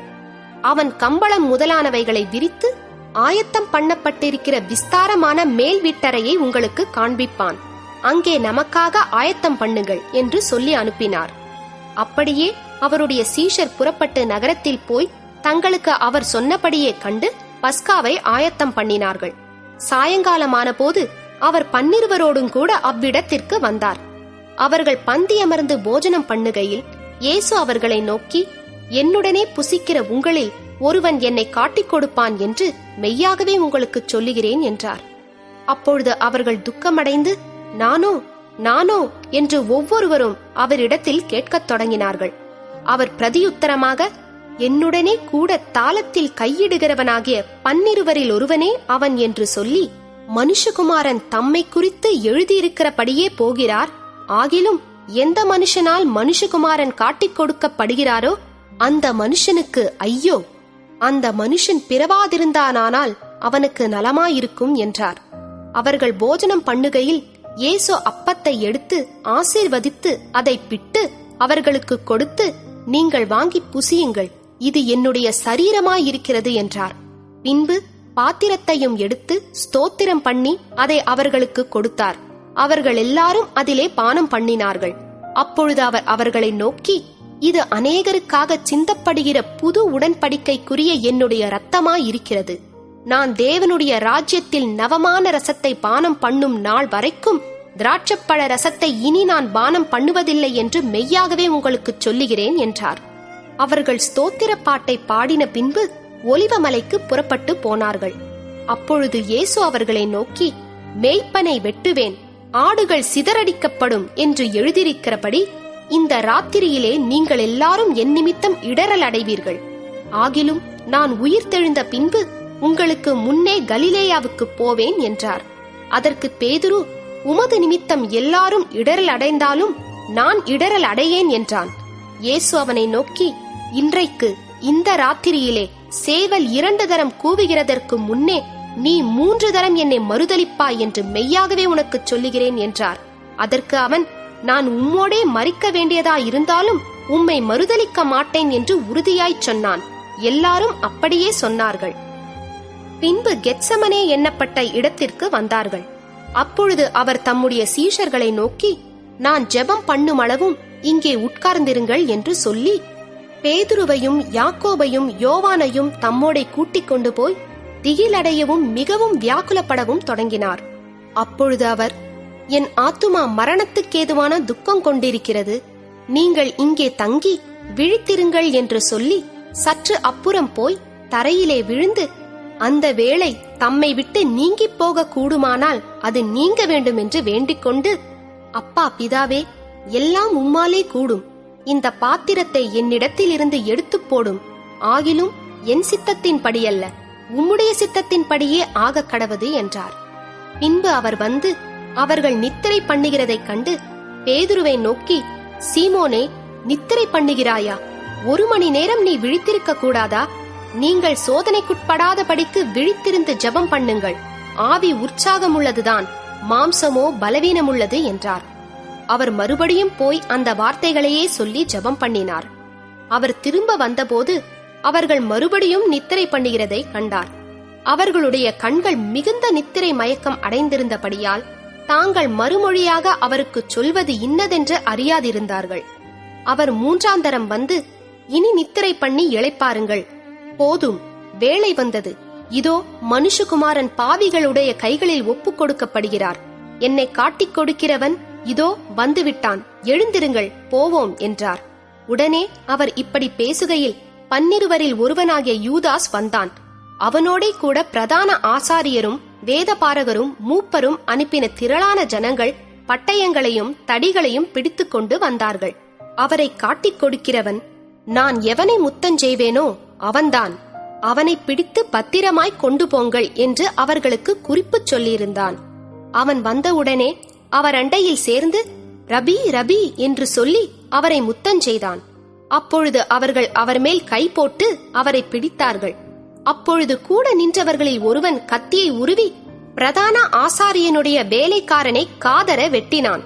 இயேசு அவர்களை நோக்கி, கள்ளனை பிடிக்க புறப்படுகிறது போல நீங்கள் பட்டயங்களையும் தடிகளையும் எடுத்துக்கொண்டு என்னை பிடிக்க வந்தீர்கள். நான் தினந்தோறும் உங்கள் நடுவிலே தேவாலயத்தில் உபதேசம் பண்ணிக் கொண்டிருந்தேன். அப்பொழுது நீங்கள் என்னை பிடிக்கவில்லையே. ஆனாலும் வேத வாக்கியங்கள் நிறைவேற வேண்டியதாயிருக்கிறது என்றார். அப்பொழுது எல்லாரும் அவரை விட்டு ஓடிப்போனார்கள். ஒரு வாலிபன் ஒரு துப்பட்டியை மாத்திரம் தன்மேல் போர்த்திக் கொண்டு அவர் பின்னே போனான். அவனை பிடித்தார்கள். அவன் தன் துப்பட்டியை போட்டுவிட்டு நிர்வாணமாய் அவர்களை விட்டு ஓடிப்போனான். இயேசுவை அவர்கள் பிரதான ஆசாரியனிடத்தில் கொண்டு போனார்கள். அங்கே ஆசாரியர், மூப்பர், வேதபாரகர் எல்லாரும் கூடி வந்திருந்தார்கள். பேதுரு தூரத்திலே அவருக்கு பின் சென்று பிரதான ஆசாரியனுடைய அரமனைக்குள் வந்து சேவகரோடே கூட உட்கார்ந்து நெருப்பண்டையிலே குளிர் காய்ந்து கொண்டிருந்தான். அப்பொழுது பிரதான ஆசாரியரும் ஆலோசனை சங்கத்தார் அனைவரும் இயேசுவை கொலை செய்யும்படி அவருக்கு விரோதமாக சாட்சி தேடினார்கள். அகப்படவில்லை. அநேகர் அவருக்கு விரோதமாக பொய் சாட்சி சொல்லியும் அந்த சாட்சிகள் ஒவ்வவில்லை. அப்பொழுது சிலர் எழுந்து, கைவேலையாகிய இந்த தேவாலயத்தை நான் இடித்து போட்டு கைவேலையல்லாத வேறொன்றை 3 நாளைக்குள்ளே கட்டுவேன் என்று இவன் சொன்னதை நாங்கள் கேட்டோம் என்று அவருக்கு விரோதமாய் பொய் சாட்சி சொன்னார்கள். அப்படி சொல்லியும் அவர்கள் சாட்சி ஒவ்வாமற் போயிற்று. அப்பொழுது பிரதான ஆசாரியன் எழுந்து நடுவே நின்று இயேசுவை நோக்கி, இவர்கள் உனக்கு விரோதமாய் சொல்லுகிறதை குறித்து நீ ஒன்றும் சொல்லுகிறதில்லையா என்று கேட்டான். அவரோ ஒரு உத்தரவும் சொல்லாமல் பேசாதிருந்தார். மறுபடியும் பிரதான ஆசாரியன் அவரை நோக்கி, நீ ஸ்தோத்திரிக்கப்பட்ட தேவனுடைய குமாரனாகிய கிறிஸ்துதானா என்று கேட்டான். அதற்கு இயேசு, நான் அவர்தான். மனுஷகுமாரன் சர்வ வல்லவரின் வலது பாரிசத்தில் வீற்றிருப்பதையும் வானத்தின் மேகங்கள் மேல் வருவதையும் நீங்கள் காண்பீர்கள் என்றார். பிரதான ஆசாரியன் இதை கேட்டவுடனே தன் வஸ்திரங்களை கிழித்துக் கொண்டு, இனி சாட்சிகள் நமக்கு வேண்டியதென்ன? தேவதூஷணத்தை கேட்டீர்களே, உங்களுக்கு என்னமாய் தோன்றுகிறது என்றான். அதற்கு அவர்கள் எல்லாரும், இவன் மரணத்துக்கு பாத்திரனாய் இருக்கிறான் என்று தீர்மானம் பண்ணினார்கள். அப்பொழுது சிலர் அவர் மேல் துப்பவும் அவருடைய முகத்தை மூடவும் அவரை குட்டவும் ஞான திருஷ்டியினாலே பார்த்துச் சொல் என்று சொல்லவும் தொடங்கினார்கள். வேலைக்காரரும் அவரை கன்னத்தில் அறைந்தார்கள். அத்தருணத்திலே பேதுரு கீழே அரமனை முற்றத்தில் இருக்கையில் பிரதான ஆசாரியனுடைய வேலைக்காரிகளில் ஒருத்தி வந்து குளிர் காய்ந்து கொண்டிருக்கிற பேதுருவை கண்டு அவனை உற்று பார்த்து, நீயும் நசரேனாகிய இயேசுவோடே இருந்தாய் என்றாள். அதற்கு அவன், நான் அறியேன், நீ சொல்லுகிறது எனக்கு தெரியாது என்று மறுதலித்து வெளியே வாசல் மண்டபத்துக்கு போனான். அப்பொழுது சேவல் கூவிற்று. வேலைக்காரி அவனை மறுபடியும் கண்டு, இவன் அவர்களில் ஒருவன் என்று அருகே நின்றவர்களுக்கு சொன்னாள். அவன் மறுபடியும் மறுதலித்தான். சற்று நேரத்திற்கு பின்பு மறுபடியும் அருகே நிற்கிறவர்கள் பேதுருவை பார்த்து, மெய்யாகவே நீ அவர்களில் ஒருவன், நீ கலிலேயன், உன் பேச்சு அதற்கு ஒத்திருக்கிறது என்றார்கள். அதற்கு அவன், நீங்கள் சொல்லுகிற மனுஷனை அறியேன் என்று சொல்லி சபிக்கவும் சத்தியம் பண்ணவும் தொடங்கினான். உடனே சேவல் 2ஆம் தரம் கூவிற்று. சேவல் 2 தரம் கூவுகிறதற்கு முன்னே நீ என்னை 3 தரம் மறுதலிப்பாய் என்று இயேசு தனக்குச் சொன்ன வார்த்தையை பேதுரு நினைவு கூர்ந்து மிகவும் அழுதான். 15ஆம் அதிகாரம். பொழுது விடிந்தவுடனே பிரதான ஆசாரியரும் மூப்பரும் வேதபாரகரும் ஆலோசனை சங்கத்தார் அனைவரும் கூடி ஆலோசனை பண்ணி இயேசுவை கட்டிக்கொண்டு போய் பிலாத்துவினிடத்தில் ஒப்பு கொடுத்தார்கள். பிலாத்து அவரை நோக்கி, நீ யூதருடைய ராஜாவா என்று கேட்டான். அதற்கு அவர், நீர் சொல்லுகிறபடிதான் என்றார். பிரதான ஆசாரியர்கள் அவர் மேல் அநேகம் குற்றங்களை சாட்டினார்கள். அவரோ மாறுத்தரம் ஒன்றும் சொல்லவில்லை. அப்பொழுது பிலாத்து மறுபடியும் அவரை நோக்கி, இதோ இவர்கள் உன்மேல் எத்தனையோ குற்றங்களை சாட்டுகிறார்களே, அதற்கு நீ உத்தரவு ஒன்றும் சொல்லுகிறதில்லையா என்று கேட்டான். இயேசுவோ அப்பொழுதும் உத்தரவு ஒன்றும் சொல்லவில்லை. அதனால் பிலாத்து ஆச்சரியப்பட்டான். காவல் பண்ணப்பட்டவர்களில் எவனை விடுதலையாக்க வேண்டும் என்று ஜனங்கள் கேட்டுக்கொள்வார்களோ அவனை அவர்களுக்காக விடுதலையாக்குவது பண்டிகை தோறும் பிலாத்துவுக்கு வழக்கமாயிருந்தது. கலகம் பண்ணி அந்த கலகத்தில் கொலை செய்து அதற்காக காவல் பண்ணப்பட்டவர்களில் பரபாஸ் எண்ணப்பட்ட ஒருவன் இருந்தான். ஜனங்கள் வழக்கத்தின்படியே தங்களுக்கு ஒருவனை விடுதலையாக்க வேண்டும் என்று சத்தமிட்டு கேட்டுக்கொள்ள தொடங்கினார்கள். பொறாமையினாலே பிரதான ஆசாரியர்கள் அவரை ஒப்புக் கொடுத்தார்கள் என்று பிலாத்து அறிந்து அவர்களை நோக்கி, நான் யூதருடைய ராஜாவை உங்களுக்கு விடுதலையாக்க வேண்டும் என்றிருக்கிறீர்களா என்று கேட்டான். பரபாசை தங்களுக்கு விடுதலையாக்க வேண்டும் என்று ஜனங்கள் கேட்டுக்கொள்ளும்படி பிரதான ஆசாரியர்கள் அவர்களை ஏவிவிட்டார்கள். பிலாத்து மறுபடியும் அவர்களை நோக்கி, அப்படியானால் யூதருடைய ராஜாவென்று நீங்கள் சொல்லுகிறவனை நான் என்ன செய்ய வேண்டும் என்று கேட்டான். அவனை சிலுவையில் அறையும் என்று மறுபடியும் சத்தமிட்டு சொன்னார்கள். அதற்கு பிலாத்து, ஏன், என்ன பொல்லாப்பு செய்தான் என்றான். அவர்களோ, அவனை சிலுவையில் அறையும் என்று பின்னும் அதிகமாய் கூக்குரலிட்டு சொன்னார்கள். அப்பொழுது பிலாத்து ஜனங்களை பிரியப்படுத்த மனதுள்ளவனாய் பரபாசை அவர்களுக்கு விடுதலையாக்கி இயேசுவையோ வாரினால் அடிப்பித்து சிலுவையில் அறையும்படிக்கு ஒப்புக் கொடுத்தான். அப்பொழுது போர்ச்சேவகர் அவரை தேசாதிபதியின் அரமனையாகிய மாளிகையில் கொண்டு போய் அவ்விடத்தில் போர்ச்சேவகருடைய கூட்டம் முழுவதையும் கூடிவரச் செய்து சிவப்பான மேலங்கியை அவருக்கு உடுத்தி முள்முடியை பின்னி அவருக்கு சூட்டி, யூதருடைய ராஜாவே வாழ்க என்று அவரை வாழ்த்தி அவரை சிரசில் கோலால் அடித்து அவர் மேல் துப்பி முழங்கால் படியிட்டு அவரை வணங்கினார்கள். அவரை பரியாசம் பண்ணின பின்பு சிவப்பான அங்கியை கழற்றி அவருடைய வஸ்திரங்களை அவருக்கு உடுத்தி அவரை சிலுவையில் அறையும்படி வெளியே கொண்டு போனார்கள். சிரேனே ஊரானும் அலெக்சந்தருக்கும் ரூப்புக்கும் தகப்பனுமாகிய சீமோன் எண்ணப்பட்ட ஒருவன் நாட்டிலிருந்து அவ்வழியே வருகையில் அவருடைய சிலுவையை சுமக்கும்படி அவனை பலவந்தம் பண்ணினார்கள். கபாலஸ்தலம் என்று அர்த்தங்கொள்ளும் கொல்கதா என்னும் இடத்துக்கு அவரை கொண்டு போய் வெள்ளைப்போளம் கலந்த திராட்சரசத்தை அவருக்கு குடிக்க கொடுத்தார்கள். அவர் அதை ஏற்றுக்கொள்ளவில்லை. அப்பொழுது அவரை சிலுவையில் அறைந்தார்கள். அதன் பின்பு அவருடைய வஸ்திரங்களை பங்கிட்டு ஒவ்வொருவன் ஒவ்வொரு பங்கை எடுத்துக் கொள்ளும்படி அவைகளை குறித்து சீட்டு போட்டார்கள். அவரை சிலுவையில் அறைந்த போது 3ஆம் மணி வேளையாயிருந்தது. அவர் அடைந்த ஆக்கினையின் முகாந்தரத்தை காண்பிக்கும் பொருட்டு யூதருடைய ராஜா என்று எழுதி சிலுவையின் மேல் கட்டினார்கள். அல்லாமலும் அவருடைய வலது பக்கத்தில் ஒருவனும் அவருடைய இடது பக்கத்தில் ஒருவனுமாக 2 கள்ளரை அவரோடே கூட சிலுவைகளில் அறைந்தார்கள். அக்கிரமக்காரரில் ஒருவனாக எண்ணப்பட்டார் என்கிற வேத வாக்கியம் அதனாலே நிறைவேறிற்று. அந்த வழியாய் நடந்து போகிறவர்கள் தங்கள் தலைகளை துலுக்கி, ஆ, தேவாலயத்தை இடித்து 3 நாளைக்குள்ளே கட்டுகிறவனே, உன்னை நீயே ரட்சித்துக்கொள், சிலுவையிலிருந்து இறங்கி வா என்று அவரை தூஷித்தார்கள். அப்படியே பிரதான ஆசாரியரும் வேதபாரகரும் தங்களுக்குள்ளே பரியாசம் பண்ணி, மற்றவர்களை ரட்சித்தான், தன்னைத்தான் ரட்சித்துக் கொள்ள திராணி இல்லை. நாம் கண்டு விசுவாசிக்கத்தக்கதாக இஸ்ரவேலுக்கு ராஜாவாகிய கிறிஸ்து இப்பொழுது சிலுவையில் இறந்திறங்கட்டும் என்று சொல்லிக் கொண்டார்கள். அவரோடே கூட சிலுவைகளில் அறையப்பட்டவர்களும் அவரை நிந்தித்தார்கள். 6ஆம் மணி நேரம் முதல் 9ஆம் மணி நேரம் வரைக்கும் பூமி எங்கும் அந்தகாரம் உண்டாயிற்று. 9ஆம் மணி நேரத்திலே இயேசு, எலோயி எலோயி லாமா சபக்தானி என்று மிகுந்த சத்தமிட்டு கூப்பிட்டார். அதற்கு, என் தேவனே, என் தேவனே, ஏன் என்னை கைவிட்டீர் என்று அர்த்தமாம். அங்கே நின்றவர்களில் சிலர் அதை கேட்டபொழுது, இதோ எலியாவை கூப்பிடுகிறான் என்றார்கள். ஒருவன் ஓடி கடற்காளானை காடியிலே தோய்த்து அதை ஒரு கோலில் மாட்டி அவருக்கு குடிக்க கொடுத்து, பொறுங்கள், எலியா இவனை இறக்க வருவானோ பார்ப்போம் என்றான். இயேசு மகா சத்தமாய் கூப்பிட்டு ஜீவனை விட்டார். அப்பொழுது தேவாலயத்தின் திரைச்சீலை மேல் தொடங்கி கீழ்வரைக்கும் இரண்டாக கிழிந்தது. அவருக்கு எதிரே நின்ற 100க்கு அதிபதி அவர் இப்படி கூப்பிட்டு ஜீவனை விட்டதை கண்டபோது, மெய்யாகவே இந்த மனுஷன் தேவனுடைய குமாரன் என்றான். சில ஸ்திரீகளும் தூரத்தில் இருந்து பார்த்து கொண்டிருந்தார்கள்.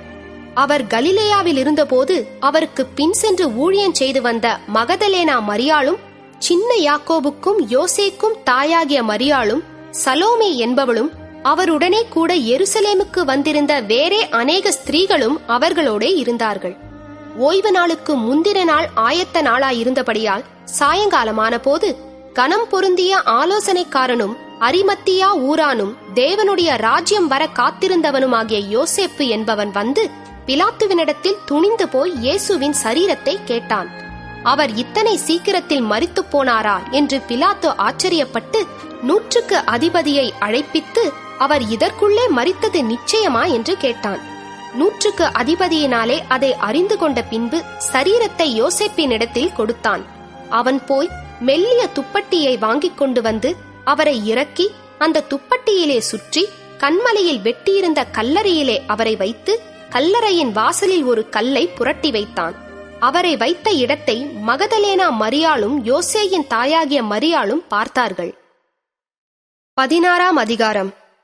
ஓய்வு நாளான பின்பு மகதலேனா மரியாளும் யாக்கோபின் தாயாகிய மரியாளும் சலோமே என்பவளும் அவருக்கு சுகந்த வர்க்கம் இடும்படி அவைகளை வாங்கிக் கொண்டு வாரத்தின் முதலாம் நாள் அதிகாலையிலே சூரியன் உதயமாகிற போது கல்லறையினிடத்தில் வந்து, கல்லறையின் வாசலில் இருக்கிற கல்லை நமக்காக எவன் புரட்டி தள்ளுவான் என்று ஒருவரோடொருவர் சொல்லிக் கொண்டார்கள். அந்த கல் மிகவும் பெரிதாயிருந்தது. அவர்கள் ஏறிட்டு பார்க்கிற போது அது தள்ளப்பட்டிருக்க கண்டார்கள். அவர்கள் கல்லறைக்குள் பிரவேசித்து வெள்ளையங்கி தரித்தவனாய் வலது பக்கத்தில் உட்கார்ந்திருந்த ஒரு வாலிபனைக் கண்டு பயந்தார்கள். அவன் அவர்களை நோக்கி, பயப்படாதிருங்கள், சிலுவையில் அறையப்பட்ட நசரேனாகிய இயேசுவை தேடுகிறீர்கள். அவர் உயிர்த்தெழுந்தார். அவர் இங்கே இல்லை. இதோ அவரை வைத்த இடம். நீங்கள் அவருடைய சீஷரிடத்திற்கும் பேதுருவின் இடத்திற்கும் போய், உங்களுக்கு முன்னே கலிலேயாவுக்கு போகிறார், அவர் உங்களுக்கு சொன்னபடியே அங்கே அவரை காண்பீர்கள் என்று அவர்களுக்கு சொல்லுங்கள் என்றான். நடுக்கமும் திகிலும் அவர்களை பிடித்தபடியால் அவர்கள் சீக்கிரமாய் வெளியே வந்து கல்லறையை விட்டு ஓடினார்கள். அவர்கள் பயந்திருந்தபடியினால் ஒருவருக்கும் ஒன்றும் சொல்லாமற் போனார்கள்.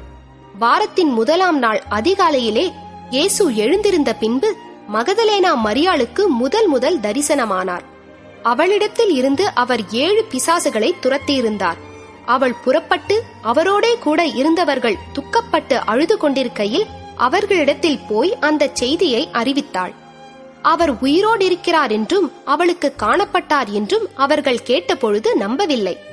அதன் பின்பு அவர்களில் 2 பேர் ஒரு கிராமத்துக்கு நடந்து போகிற பொழுது அவர்களுக்கு மறுரூபமாய் தரிசனமானார். அவர்களும் போய் அதை மற்றவர்களுக்கு அறிவித்தார்கள். அவர்களையும் அவர்கள் நம்பவில்லை.